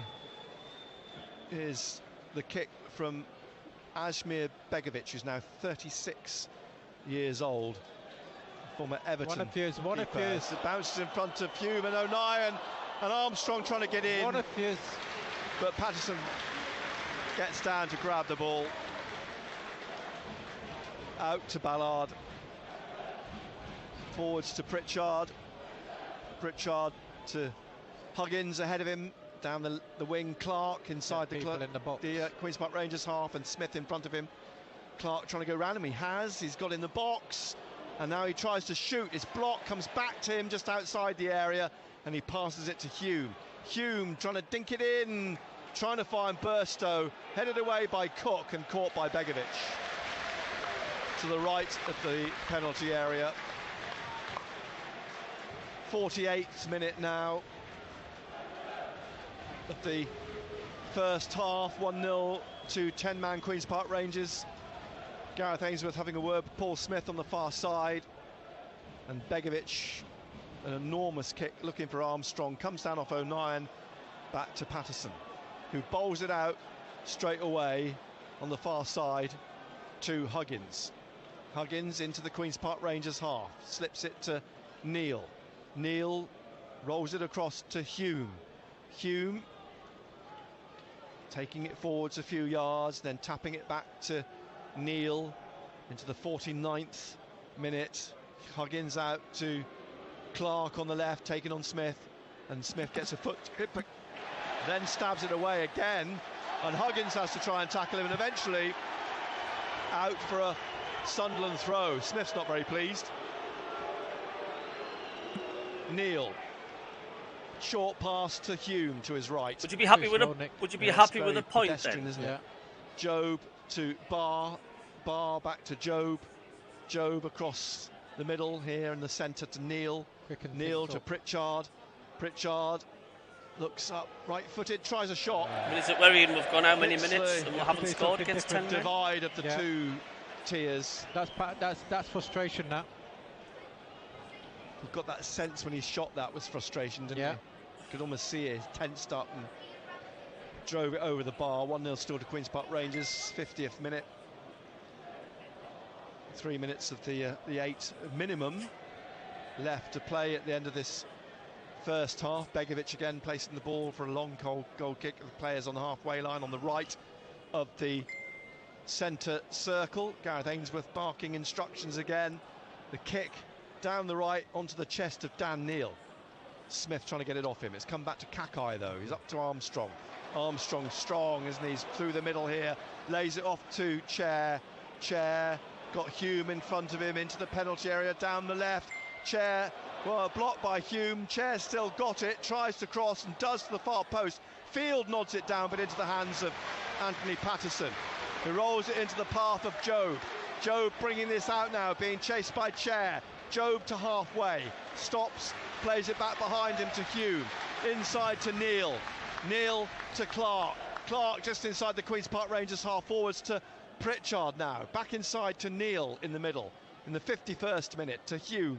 Just a couple of yards to his right. Look, and it stopped again. It stopped. And they play it back to Neil. Neil to Pritchard. Two banks of Queen's Park Rangers players in front of them. Here's Pritchard again. Pritchard plays the ball in towards Jobe. He stretches in the 6-yard box on the right.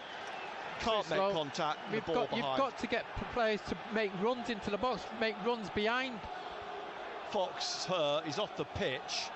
Joe briefly went to see how he was. Referees come across to have won a word with Jobe as he walks away. Fox getting back up on his feet. The referee down there with him and Begovic. And Fox is back up, back on the pitch. Begovic strolling across the 6-yard box to yet again put the ball down on that corner of the box, 6-yard box, for a goal kick with just under 2 minutes of the first half to play. Again, the players right of the centre circle on the halfway line. Begovic's kick up towards Ballard, who heads it powerfully away. Kakai does the same. It drops to Jobe, who's lost it to Chair. Tries to lift it up for Armstrong, but it drops to the head of O'Nien, who flicks it back to Patterson, who bowls it out straight away on this right-hand side to Hume, and Hume down the right wing to Barr. Barr now taking on Parle. He's still going into the penalty area. He's stopped, and now he's to try and flick it inside. Field blocks it. It comes back to Barr. He perseveres. He finds Jobe, and now Huggins. Huggins just outside the 18 yards box, and to Clark across the back of the area with his right foot, and down goes Begovic. A deflection off Burstow. In off and in for the equaliser. Will Burstow claim that? It took a deflection. The shot in, flicked up over Begovic, and in the 53rd minute, Sunderland have equalised. Get in. Excellent. Well done, Jack Clark. So whose goal was that, do you think? Burstow's. You're going to give it to Burstow. If he didn't take the deflection, it wouldn't have gone in. Yeah. Burstow, he didn't celebrate, did he? He didn't celebrate. Because I think he thought he was offside. I wonder. Mason Burstow then on his debut. Jack Clark, the goal scorer. On the stroke of half-time. First time they really got in behind Queen's Park Rangers. A good time to score as we approach the interval. And now Armstrong's got the ball on the left of the Sunderland penalty area. We're in the 54th minute now. 1-1 at Loftus Road. Chair trying to get in down the left, but it's tackled. It's come out. Jobe out to Barr. Barr on the break down the right wing here. It just keeps the ball in and comes back into his half. The ball didn't go out. It's back inside to Jobe. Gets it away from Dazelle. O'Nien picks it up now. O'Nien taking this on through the middle. O'Nien still going, and then lays it off and straight to the path of the feet of Paul Smith, and the half-time whistle's blow. And we will go in level at half-time. Jack Colback sent off in the 21st minute, but Powell had given Queen's Park Rangers the lead in the 12th. And then in the 53rd minute, an equaliser, Clark's shot, and the keeper went down to make the save, but it came up off Burstow over Begovic into the corner. But Nick, you know, okay, you look at that equaliser, but how many times have we spoken about having a striker where it might come off their backside? Yes. or he's taken a deflection. We've conceded 3 goals like that this season. About time we got one. Yeah, exactly. But that's what happens when you've got a striker. You know, if we didn't have Burstow in the team or a striker in the team like that, then the straightforward shots going. The point that Tony Hello. made Striker needs to be in the box. The striker can stand in the middle and do nothing, but he's in the I right think place it's at the right time for that ball. That's right. That's what he's there for.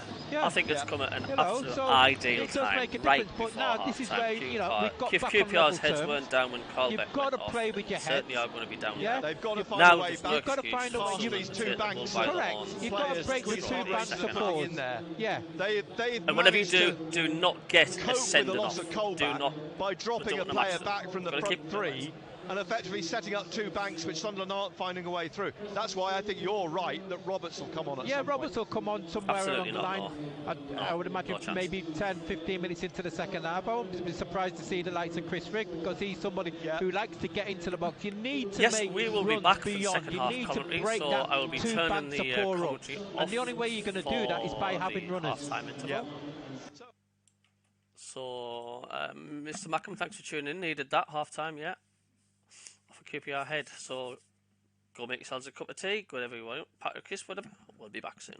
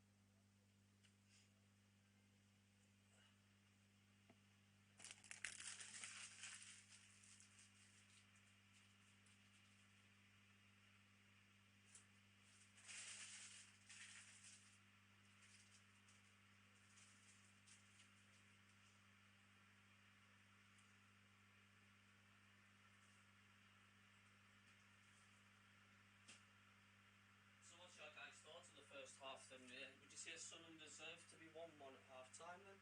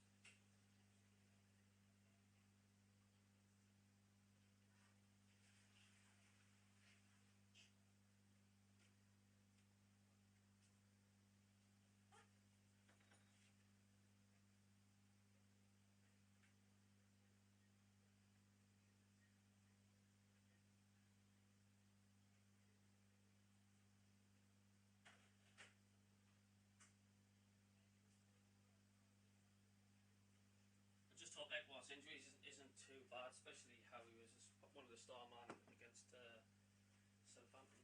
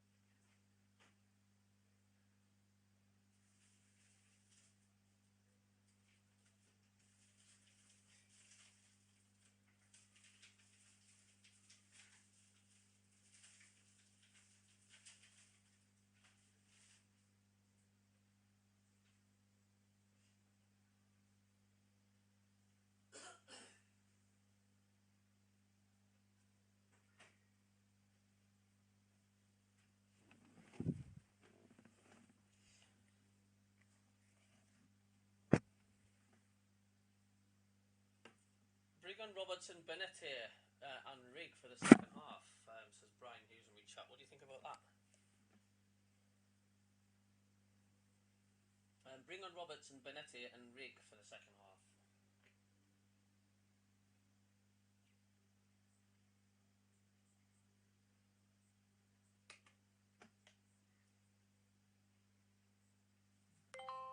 Clark being given the goal on Sky, says Ian, to our member. Thanks for being a member, Ian, mate. Thank you. What's his shot? Put us off a QPR. QPR head. Who cares? Absolutely.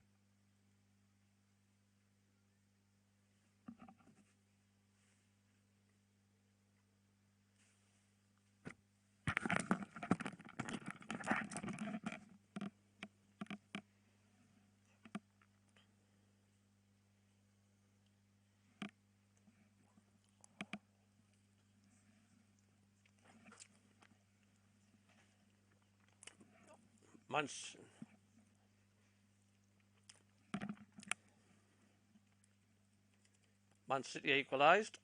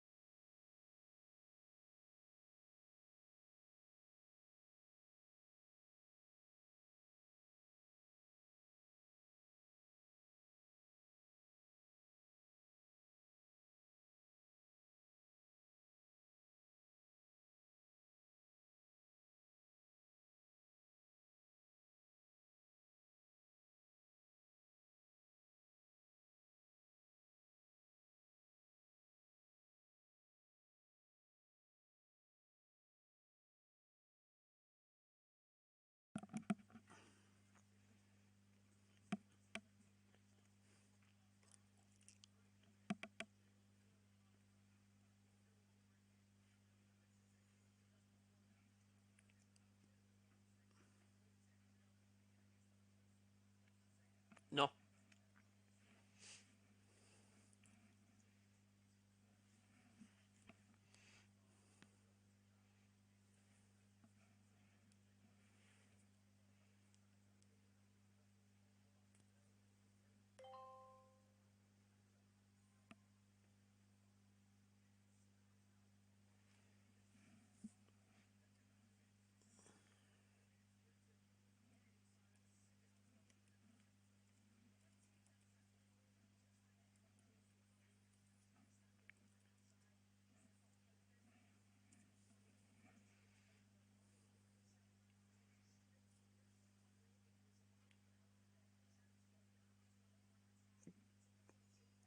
I've dislocated my wrist once. I was playing football.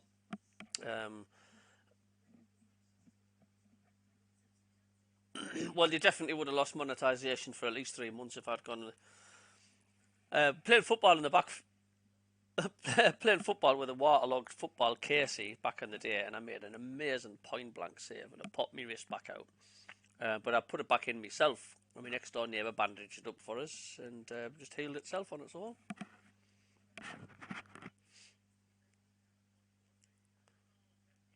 We were just jumpers for goalposts, having a kick about with the lads, but it was a hell of a save I made. I was only about 14 at the time, and it was this full-size bloke who just thunderbolted this shot, and I parried it with my hand. It was a hell of a save, but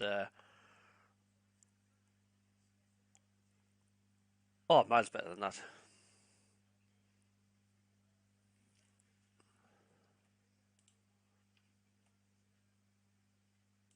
Hi, Colin. Good afternoon. Hey, Colin, you all right? I'm very well, thank you. Now, in the midst of all the Milan madness, we've sort of forgotten, or it's sort of been forgotten about to a certain extent, that there is a game today. But Brentford are going to be tough, Razor, first of all. And are we? Wow, Man U nil Brighton too. What has happened to Man U? Just 5 games into the season. I agree with you. Firstly, Colin.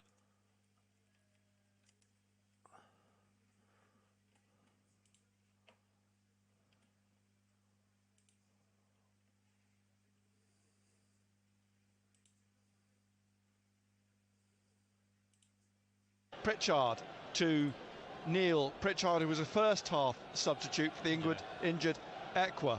Roberts gets his first touch. Sorry, Nick, they'll try to get Roberts on the ball. Yeah. He's just playing. He's playing in the middle. In the middle. Him and Pritchard and Roberts get on the ball. Here's Clark down the left of the Queen's Park Rangers penalty area. Rolls it back to Pritchard on his right foot. Blocked, though, right in front of him by Field, I think it is.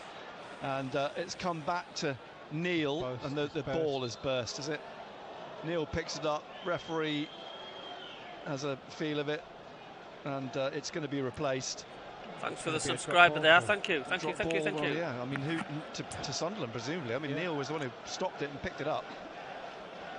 1-1 then, Colback sent off for Queen's Park Rangers in the 21st minute, and we have a new ball, which is lobbed to the referee Dean Whitestone in his yellow jersey by Dan Neil, and it's going to be dropped to Dan Neil's feet, just forwards left of the centre circle.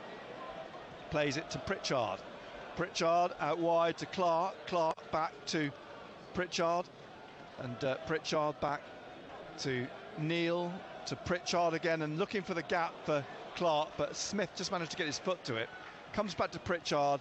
Behind him is Neil, and the cross to Ballard in the middle. Ballard just rolls it to Hume. Wide is Barr. Roberts is just ahead of them. He looks for Roberts, lets it run through his legs for Burstow, but a bit too sharp that was for Burstow. And it's Man United nil, Brighton 2. Here's Armstrong away down the right-hand side. Middlesbrough's pulled the goal Armstrong back into the corner. O'Nien trying to stick with him. Armstrong drills the ball through into the middle to Field. Field now trying to get the ball out wide on the left to Parle. He plays it back inside to Chair. Chair down the left-hand side then to Dazelle, and the former Ipswich man down into the corner with Hume, and Dazelle still has it in the corner through the legs of Hume, but to Ballard. And Ballard passes it out to Pritchard. Crystal Palace leading Villa 1-0, by the way, as well. And the ball here with Neil. Thanks for the subscriber. And, that's 1,440 Burstow subscribers now. Laying it Thank off you so much. for Roberts. Roberts out wide to Barr. Blackburn 2, Middlesbrough 0, Hartlepool Woking 2. You can. Let's see if and as I say, Aston Villa 0, Palace 1 are latest scores. Here it's 1-1. And now Clark on the left of the Queen's Park Rangers penalty. Another ball in, off the chest of Kakai, and behind for Sunderland's corner. On the left-hand side here, Pritchard is going to take it. Now Blackburn 2, Middlesbrough 1. We're at Blackburn on Wednesday night, of course. As Pritchard, Begovic making himself look big, his arms high in the air. Roberts just loitering on the 6-yard line. He's got a big Steve Cook on his shoulder. The ball in here, and it drops almost to Ballard. It was a great ball in, and eventually didn't get cleared. a clean header on it, did he? No, he couldn't, and it was over the head of Burstow as well, and either of them they could have got on the end of it. And Job was in there too. Here now is Roberts again, laying the ball off to Hume on the right. Hume back inside to Roberts, little back heel flick to Neil, who gets it back from Pritchard, then Pritchard gets it back, and wide again on the left to Clark. Clark back to Pritchard. Pritchard has got Dazelle in front of him, plays it back to Neil in the middle, pokes the ball through to Burstow, who plays it back to Hume. Now out wide to Barr. Both Job, Burstow and Clark in the penalty area now. Roberts trying to push it through for Barr, and it's another corner. Even though Barr appeared to push Parle, and Parle went down, the ball went behind, and the referee pointed for the corner. The assistant didn't flag for a free kick either. Good bowling, come on. Roberts will take this then from the right-hand side. 50th minute. Left-footed, curls this in, looking for Job, who heads it at the keeper. Soft, really. Keeper was never going to make a mess of that. Kicks it out. Hume brings it down, and Hume lays it off to Pritchard. Pritchard into Job again. Job to Pritchard. A little back heel from Pritchard to Job. Job out to Clark. Clark back to Hume, through to Job. He stretched for, he couldn't get to it. And Smith clears. It'll bounce up for Armstrong, who just puts his elbow into O'Nien, right in front of the assistant. Armstrong's furious. The free kick taken quickly. Armstrong was booked in the first half. He's got to tread carefully. Here's Pritchard on the left. Queen's Park Rangers couldn't afford to go down to 9 men. Hume to Pritchard, out wide to Clark. Clark back again to Hume here. Hume to Neil, wide is Barr. Burstow calling for it. Roberts into the penalty area. Barr to Roberts, lovely little flick for Barr to run onto and pull back. Stabbed away by the right foot of Begovic. Out it goes to Chair. He runs into Neil. It's a throw to Queen's Park Rangers. Excellent 1-2 there. Are we now with pink strips? 1-1 still. 51st minute. Live here on BBC Radio Newcastle. We had 8 minutes of added time at the end of the first half. A throw then, which Fox takes onto the head of Hume, and then Parle tries to stab it back into the Sunderland half. O'Nien gets on it on halfway to Clark, in the middle, dribbling on, looking up, and playing it through to Roberts, to Pritchard, through here to Burstow, but he can't get through and away from Kakai. Gavin Siam basically told us what happened there. But a bright start to the second half. Bright start. And who's involved in everything? Roberts. Ball out to Fox, who passes it straight out into touch in the Sunderland half on the right. For Sunderland, this throw. And Ballard plays it across to Luke O'Nien. Forwards to Neil. Neil gets it back. We'll get team news from Newcastle when we have a break. Here is Hume.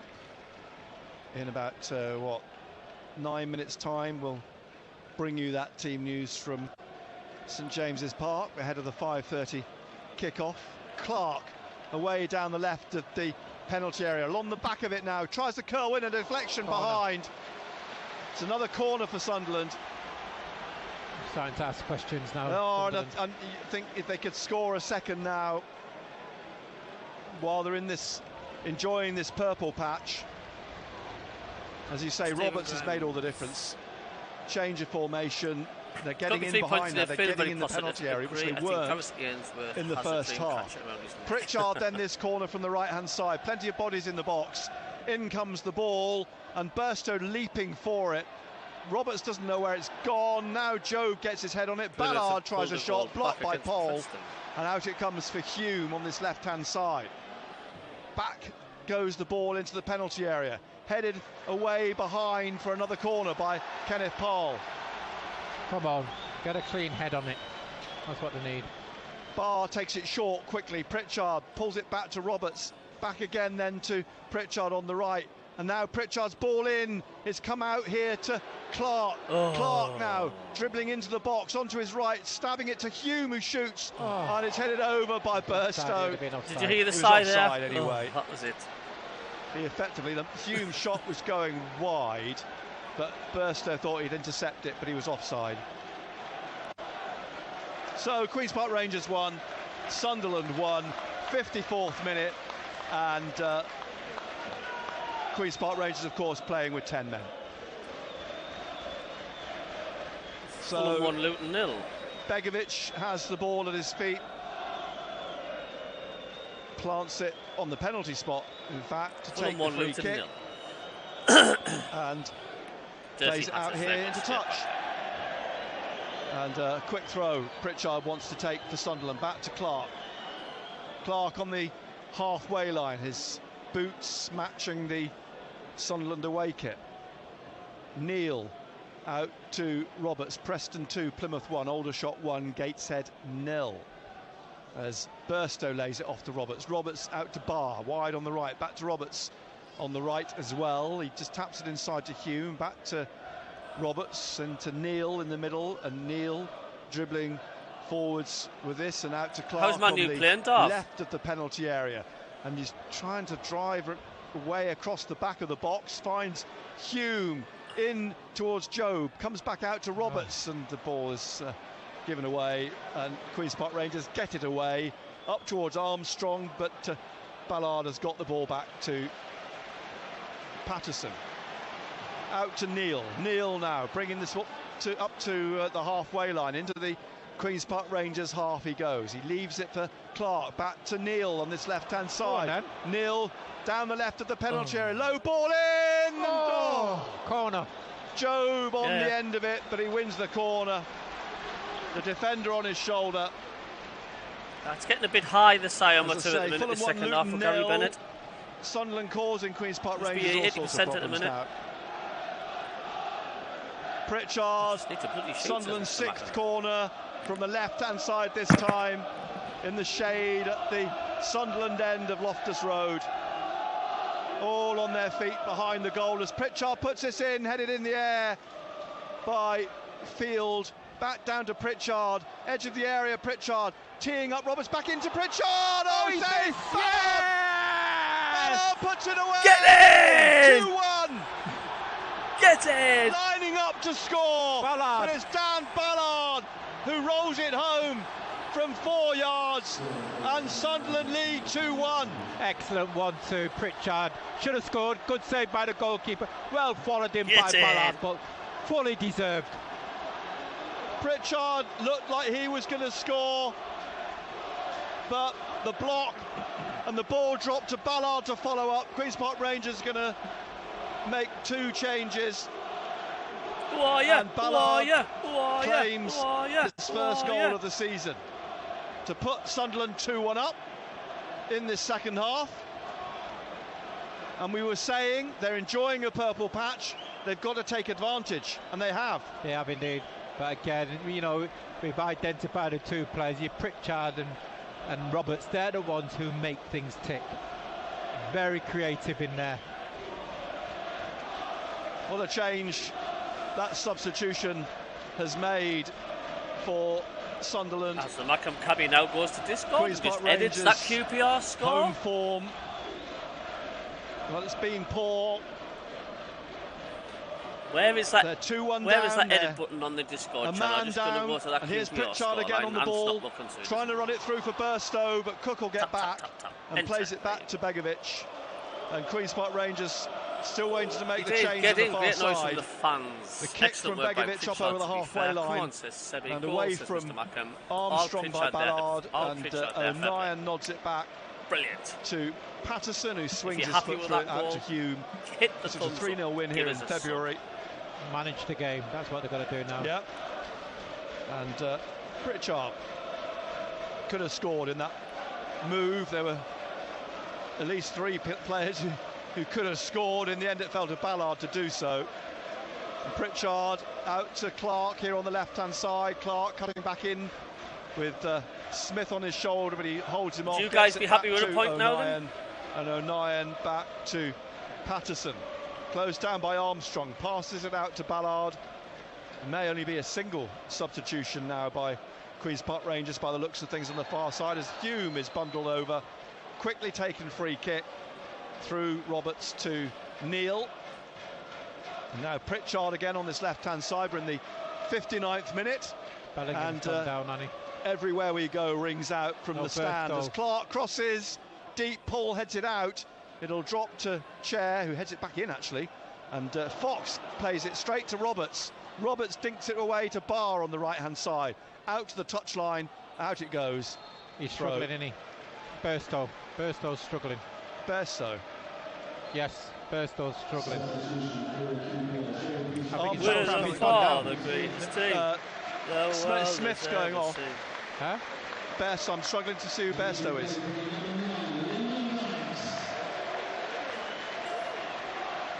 Oh, Burstow. I thought you meant the Queen's Park Rangers players. No, Burstow. Yeah, he is struggling. I think he's got cramp or... I think he might have cramp, yeah. Lyndon Dykes has just come on, and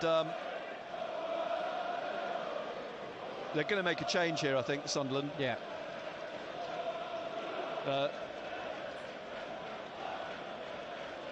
Al-Shish is going to come on, I think, for his debut. Adil Al-Shish is going to replace Burstow.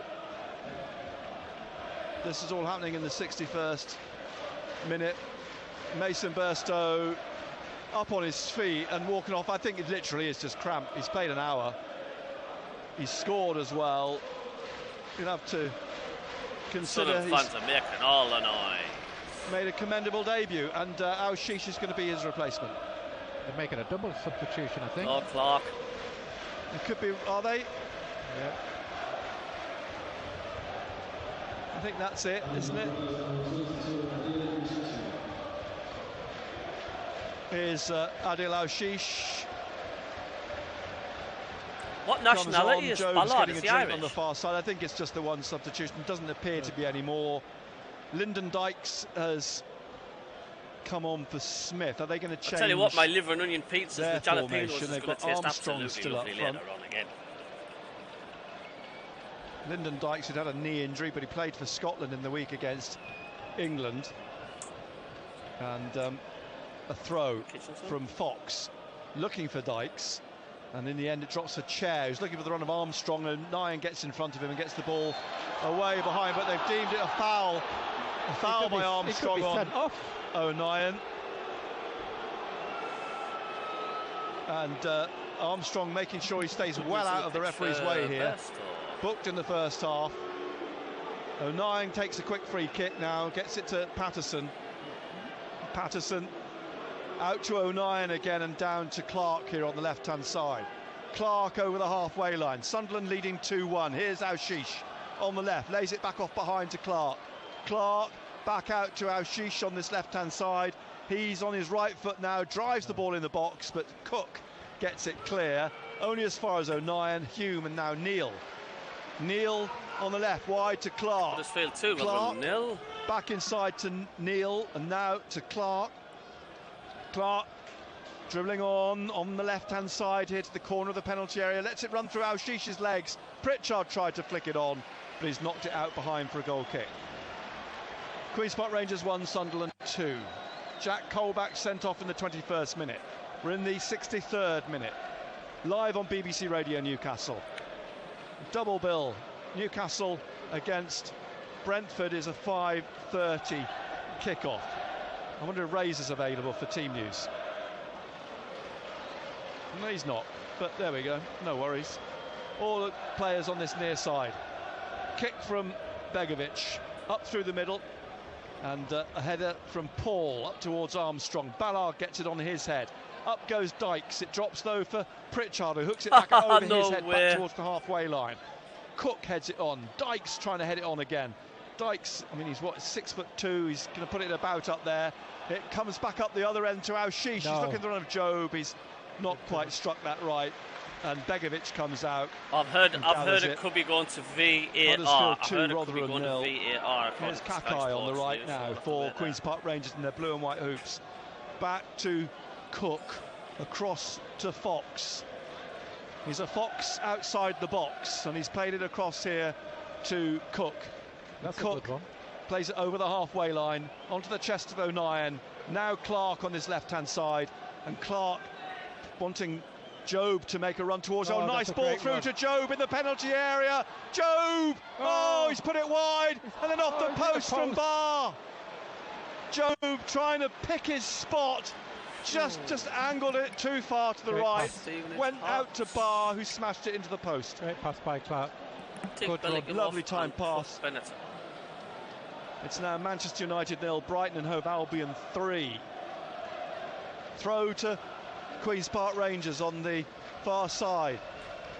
Parle will take this. Down the line it goes.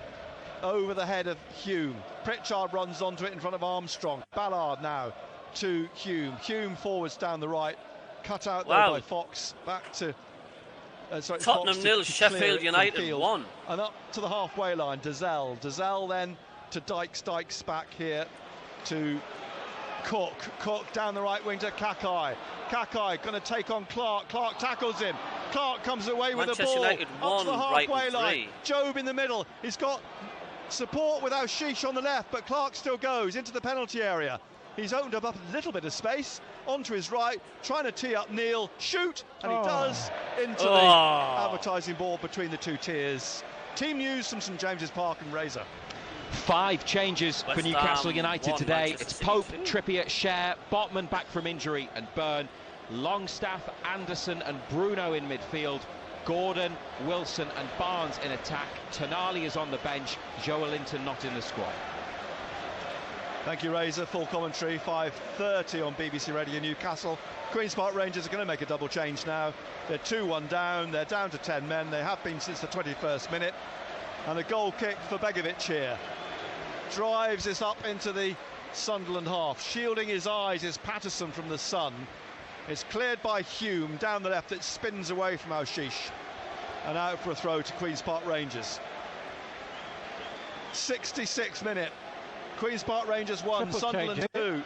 Double, is it triple? It's definitely double. We need a third goal to kill it off for, because there's still that dodgy threat. That triple change. We need to get a third, I'd say. As the ball comes up to Armstrong, out then off of Parle. It's got a throw to Sunderland on halfway. Harry Trenholm. Hello, Harry. On the right-hand side. Friend. Ball handed to Hume by the fourth official. Drops for Roberts, plays it back to O'Nien. He's bringing it up to the halfway line to Clark. Clark on this left-hand side, dribbling through and trying to find Pritchard. Man United 1, Brighton 3. Little dink over the top for Joe, gets his foot to it, but it'll go behind for a goal kick. And will Queen's Park Rangers make the change now? And Spurs 0, Sheffield United 1. That's a shock. Begovic. Lecter. And it's West Ham 1, Manchester City 2. Begovic has gone away to have a drink. Now the substitution's being made. Armstrong's coming off. Colley's coming on. Young 18-year-old Ryan Colley. He's not happy, is he, Sinclair? Well, he's probably at risk of getting sent off if they don't take him off, so understandable. Ryan Colley, great shock of black curly hair, the 18-year-old. And Chairs coming off to be replaced by Willock. Chris Willock.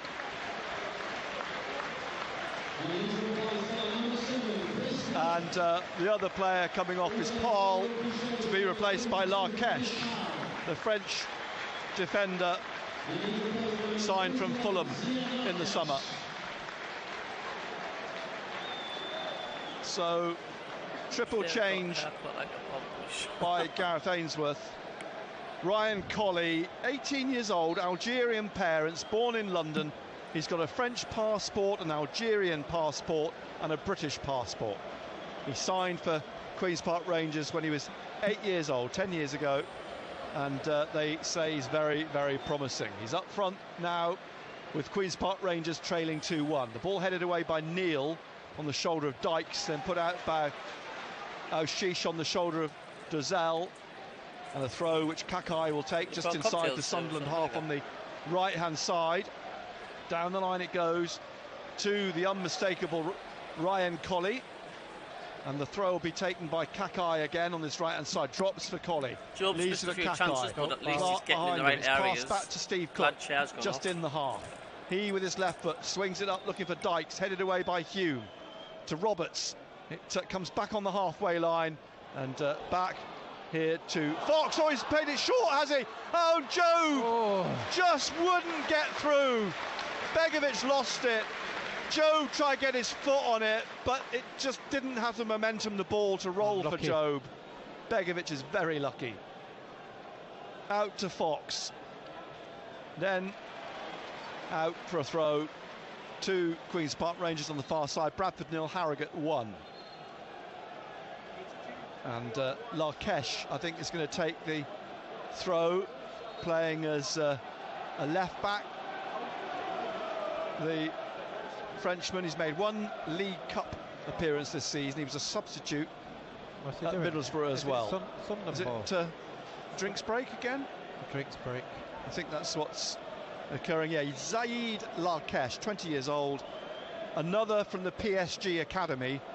He started out there, was signed by Fulham, had a season-long loan at Barnsley last year, and now he's getting his second championship appearance after making his first at Middlesbrough last week. Queen's Park Rangers then trailing 2-1.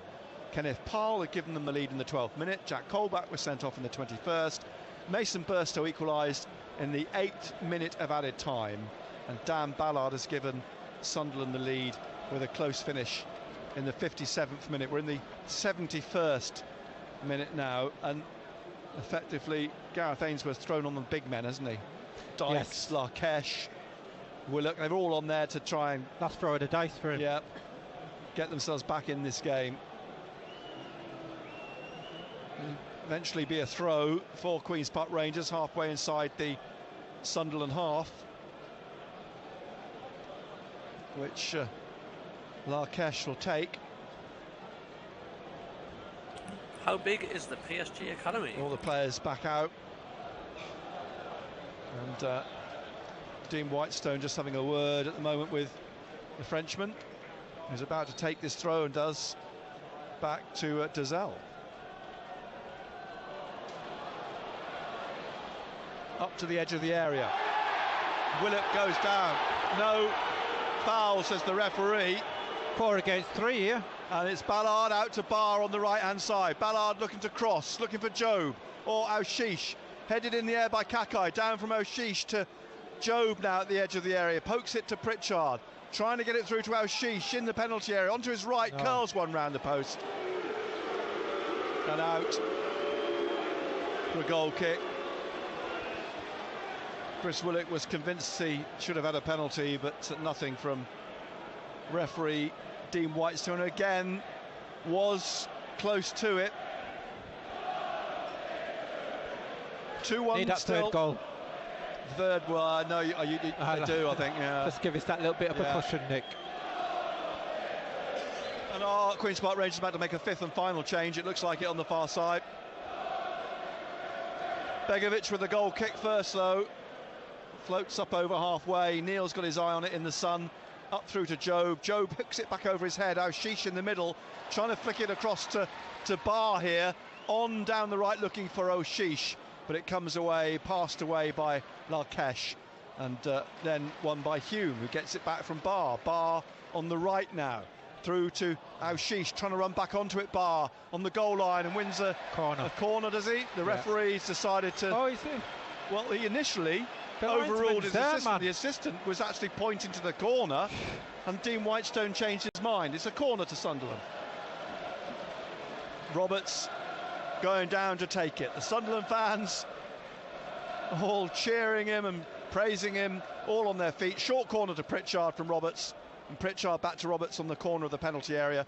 Curls one in and over. Goal kick to Queen's Park Rangers. They're going to make the change now. Looks like they're trying to. Yeah, it's Cook coming off, and Jake Clark-Salter, who you may remember from Sunderland alone from Chelsea, he's coming on.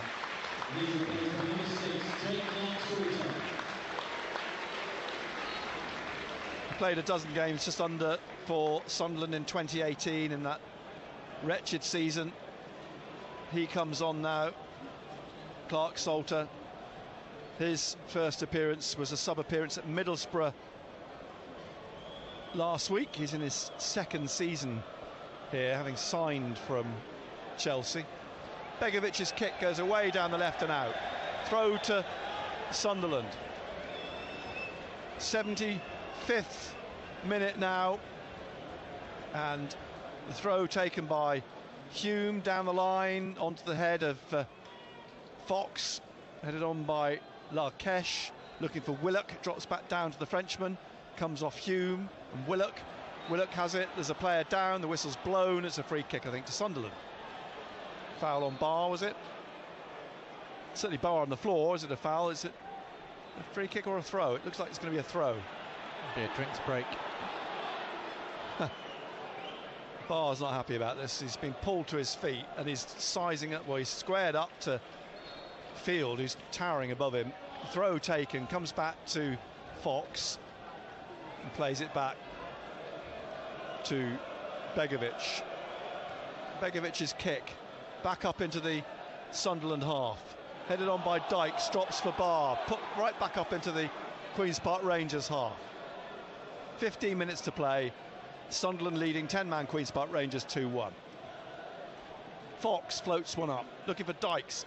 O'Nien heads it back, drops past Colley and Ballard into the hands of Patterson. Patterson bathed in sunshine here.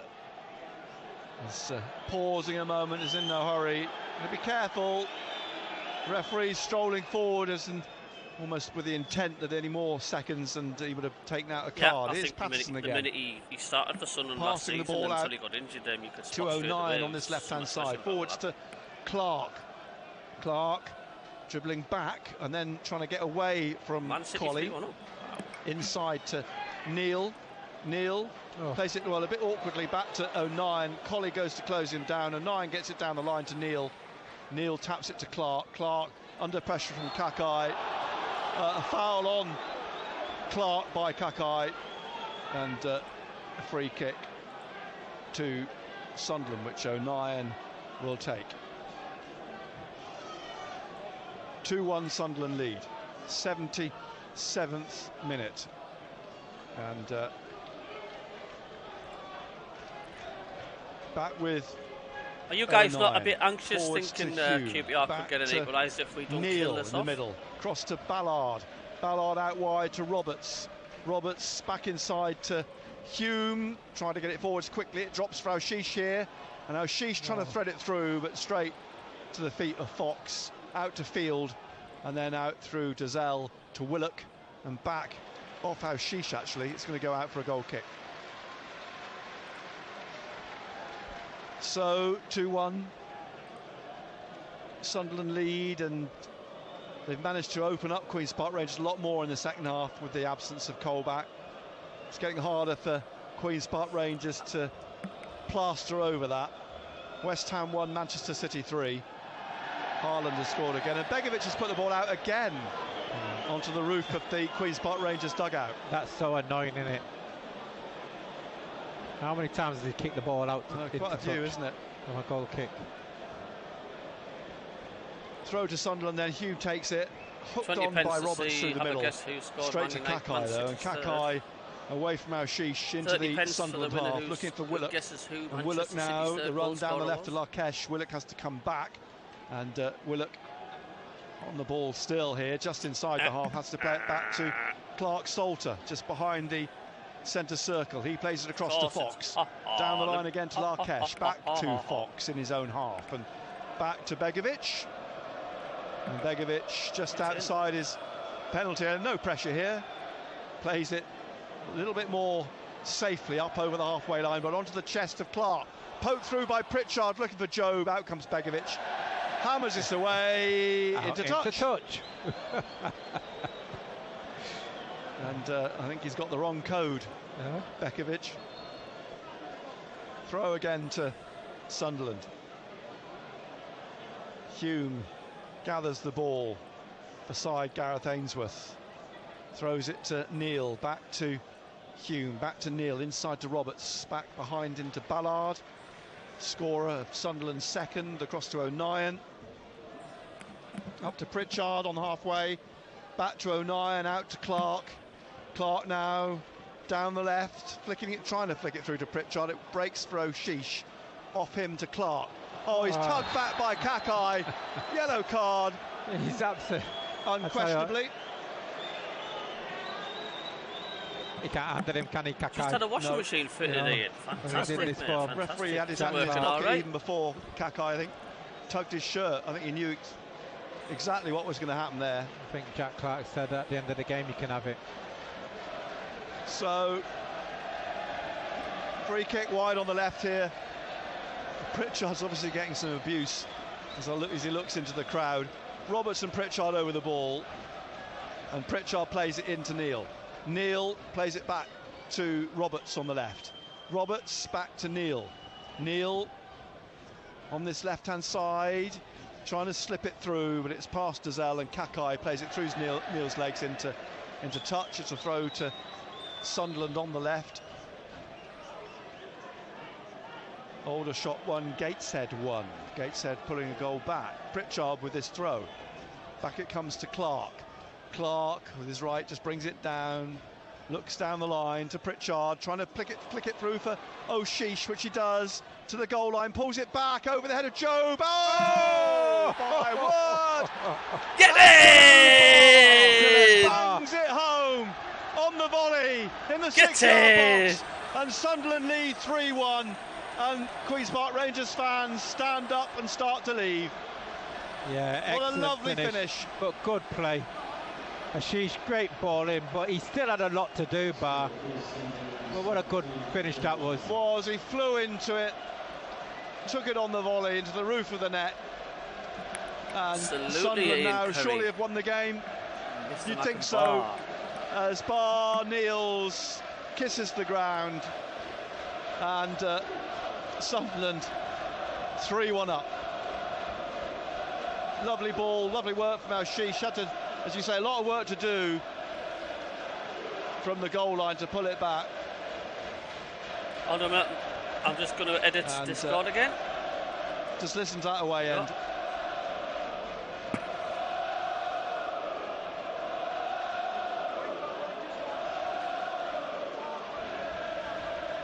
Queen's Park Rangers 1, Sunderland 3. You wouldn't rule them out scoring the fourth.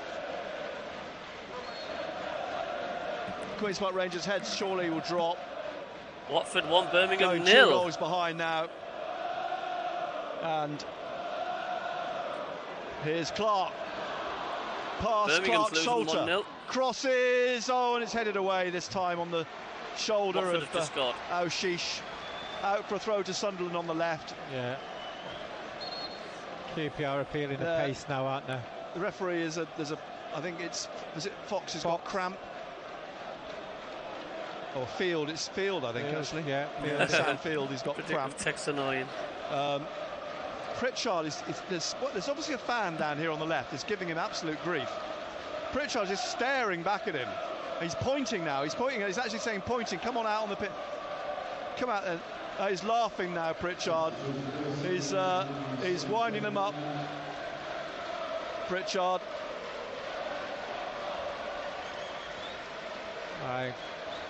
Bellingham's going off. Yeah, who's coming on? Himir. Clark's now on the touchline, that is having a word Barr's with his supporter, goal, whoever I think, it is. Isn't it? Is that Barr's first goal? I mean, you know what Pritchard's like. He's taking great delight in it. And off goes Job. Amir about to come on. That's not the sight that Queen's Park Rangers particularly want to see, I suspect. Another striker coming on. On comes Amir. Clark is waiting to take a throw down here on the left-hand side. Sunderland lead 3-1. And Jack Colback was sent off in the 21st minute. Clark with this throw then. Finds Pritchard. Back to Clark on the touchline. Clark coming back with this. And then back to O'Nien, who plays it back to Patterson. And Patterson passing it out to Hume. O'Nien forwards to Clark on the left-hand side here. Clark through to Pritchard. He's tackled by Dozzell and Kakai. Kakai coming away with this. Sheesh gives chase. Kakai's still going, but in goes Hume. That's a Hume tackle. Tackle from Hume. Slid in, took the ball right out from underneath Kakai's feet. Back to Begovic, flags offside, up. Offside. I love that. That was amazing. Trey Hume. He had to get it right. He got it right. 3-1 Sunderland lead. We're in the 84th minute. Ballard about to take this free kick. He does, back to O'Nien. O'Nien forwards to Neil. Neil now to Clark. Clark on the left here inside the Queen's Park Rangers half. Through to Aushish. Almost fouled by Clark Salter. Back to O'Nien. Forwards again to Aushish. And he pushes it on to Pritchard. Pritchard to Clark. Clark back to O'Nien. Apparently they're having a snacks break Collie now. gives chase, but it's across to Ballard. Yeah. Wide to Roberts. Forwards to Hume. And Hume now trying to get it through to Barr. Swept past him, back to Begovic. Begovic rolls it out through the middle. Dozzell sweeps it out to Kakai, and he goes round Clark. Clark tries to get a foot on it, but up here now to Dykes. Dykes being forced back by O'Nien and almost gets the ball off him, and he does. Dykes gets it back, plays it inside to Dozzell, and Dozzell plays it back to Clark Salter. 5 minutes remain of the 90. Here's Fox, forwards to Willock. Willock on halfway on the left wing, looking for the run of Larkesh, but it's cleared by Ballard into touch. Throw to Queen's Park Rangers, who've barely been inside the Sunderland half in the second half. Such has been the change in fortune since Roberts was introduced. I don't know what these breaks are about. Time. O'Nien clears straight to Kakai. He shoots well wide. Goal kick to Sunderland.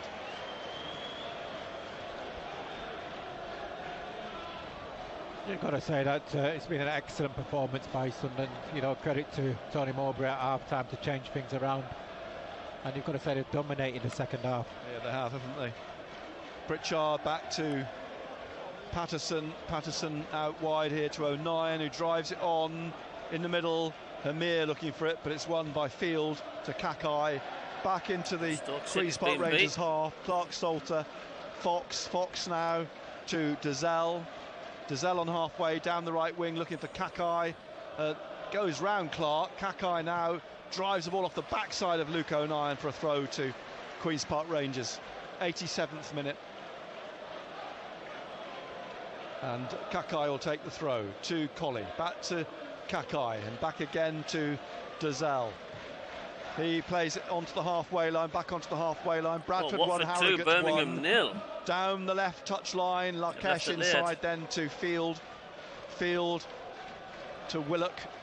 Willock back onto the halfway line to Clark Salter and out wide to Kakai again. Down that right wing, he's got Clark to come past.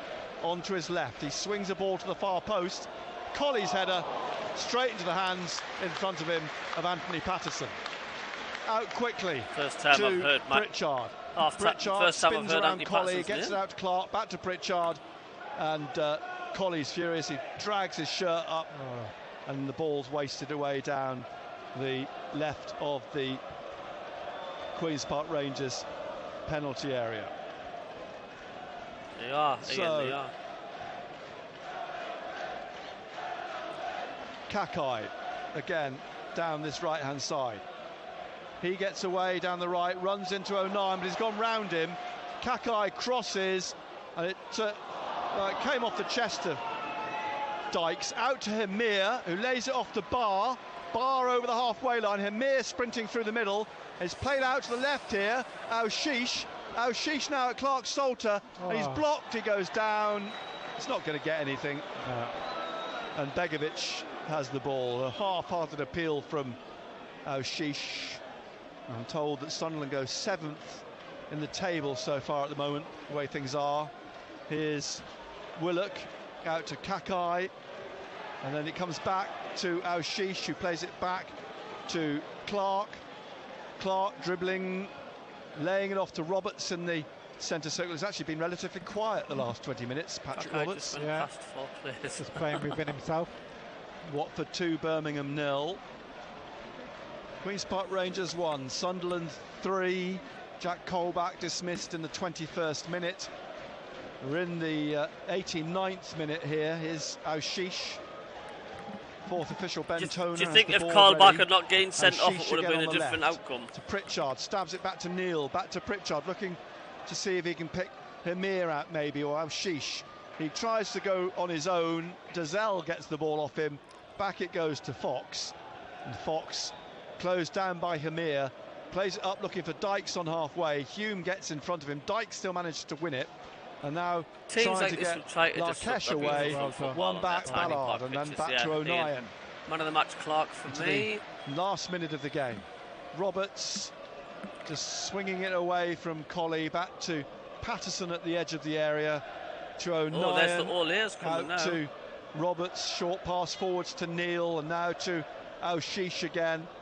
Aushish on halfway on the left, back behind him on the left is Clark.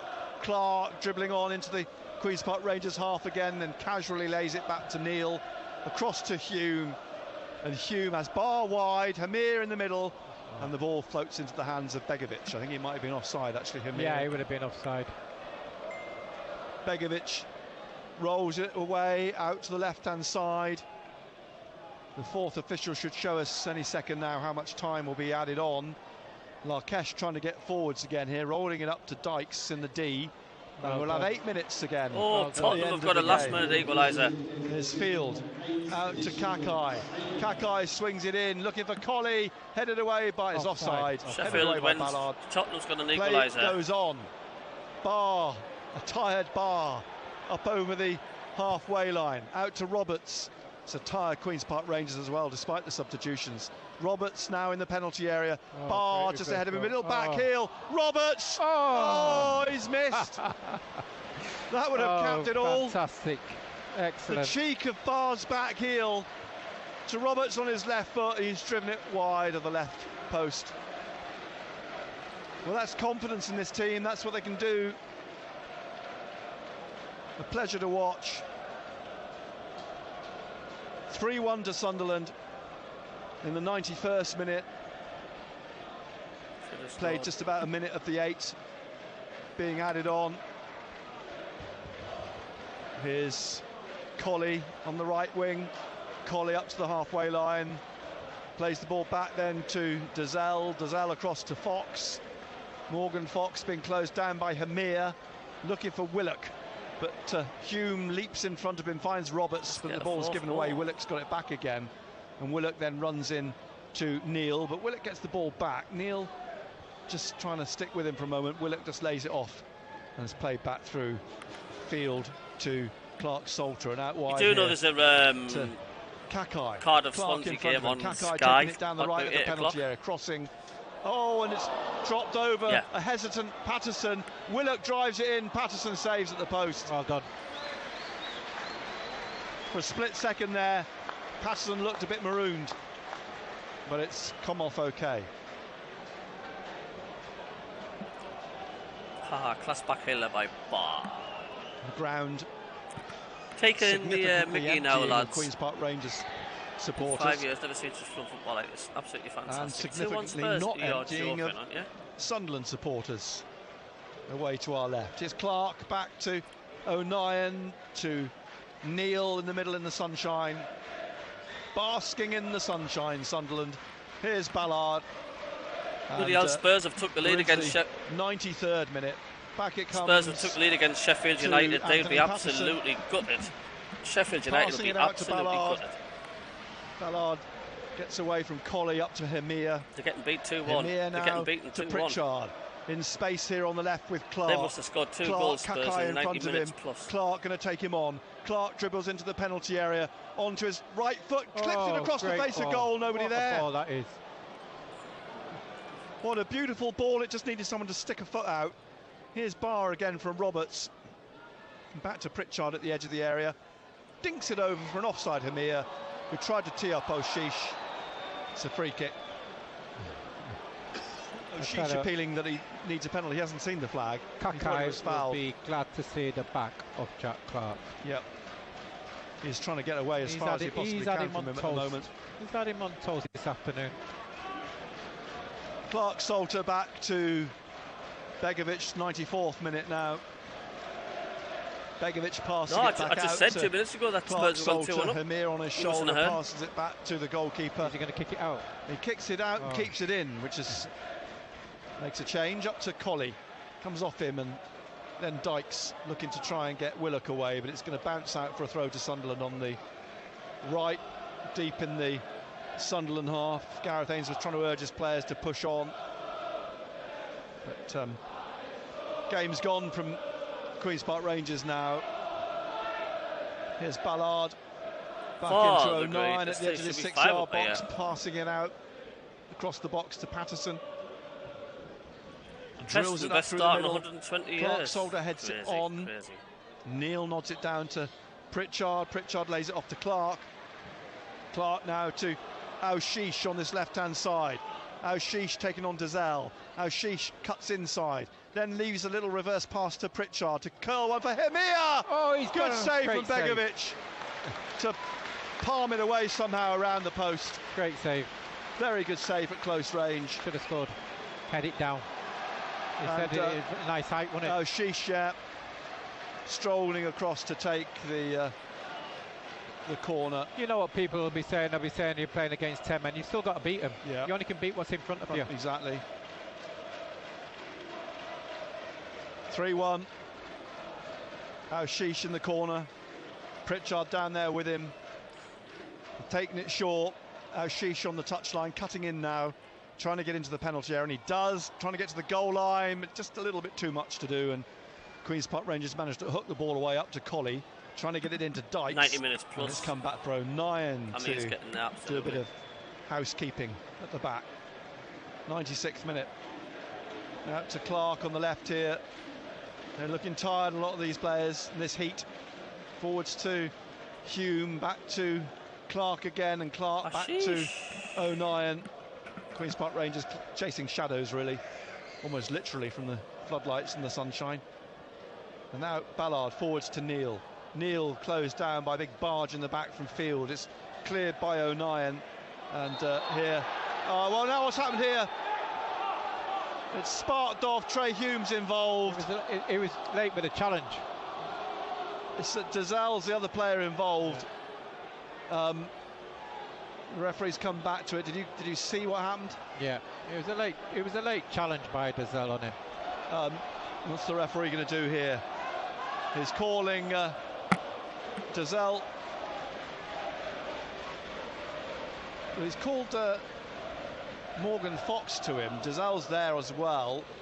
3 Queen's Park Rangers players, but now Dazel being singled out by the referee with Luke O'Nien and Trey Hume. And the referee's having a word. And Jack Clark sits on the ball. He's sitting on the ball in front of us. He's just watching. He's an onlooker. He's having a rest. Jack Clark is just having a... He deserves a rest. He does. He deserves a rest, the lad. The referee's having a say. Dazel and Hume. O'Nien listening in. No further action. Clark gets up off the ball. Back it goes to Luke O'Nien. We're in the 98th minute, but I guess we're going to get a little bit more now for that. And Luke O'Nien, referee, jogs back up into the centre. Short pass forwards to Neil, back to O'Nien, and then chipped over the top to Pritchard on the left here, and out to Clark on the halfway line, on the touch line. And he flicks it away from Colley back to Pritchard, who plays it across to Ballard on the right. Who do you say man of the match are, guys? Half, wide to Hume. Hume steps away from Willock, then to Neil. Neil across here to O'Nien. Now Pritchard just ahead of him, lays it off on the left to Clark. They're 3-1 Clark taking off away from Colley to O'Sheesh here, and they're trying to flick it on past Kakai. He is all Kakai here, and he's got it back on the right-hand side now. And in fact, they're on the dot of 98 minutes. The referee blows to bring an end to Queen's Park Rangers' misery, but a joy for Sunderland this afternoon, who struggled to find a way through in the first half against 10-man Queen's Park Rangers, who'd taken an early lead, but they equalised on the stroke of half-time with a touch from Burstow to deflect the ball over Begovic. They brought Roberts on at half-time, it changed the game, and it led to Dan Ballard giving them the lead in the 57th minute. And then a terrific finish from Barr from O'Sheesh's pullback in the 81st minute. And they probably arguably could have had more. Yeah, they could have easily had more, but you've got to say credit to them. You know, that second half performance deserved the 3 points. In the end, it was a stroll at the end of the game. But, you know, yes, you can look at the sending off, but still, you've still got to beat what's in front of you, Nick. You know, it's not easy playing against 10 men.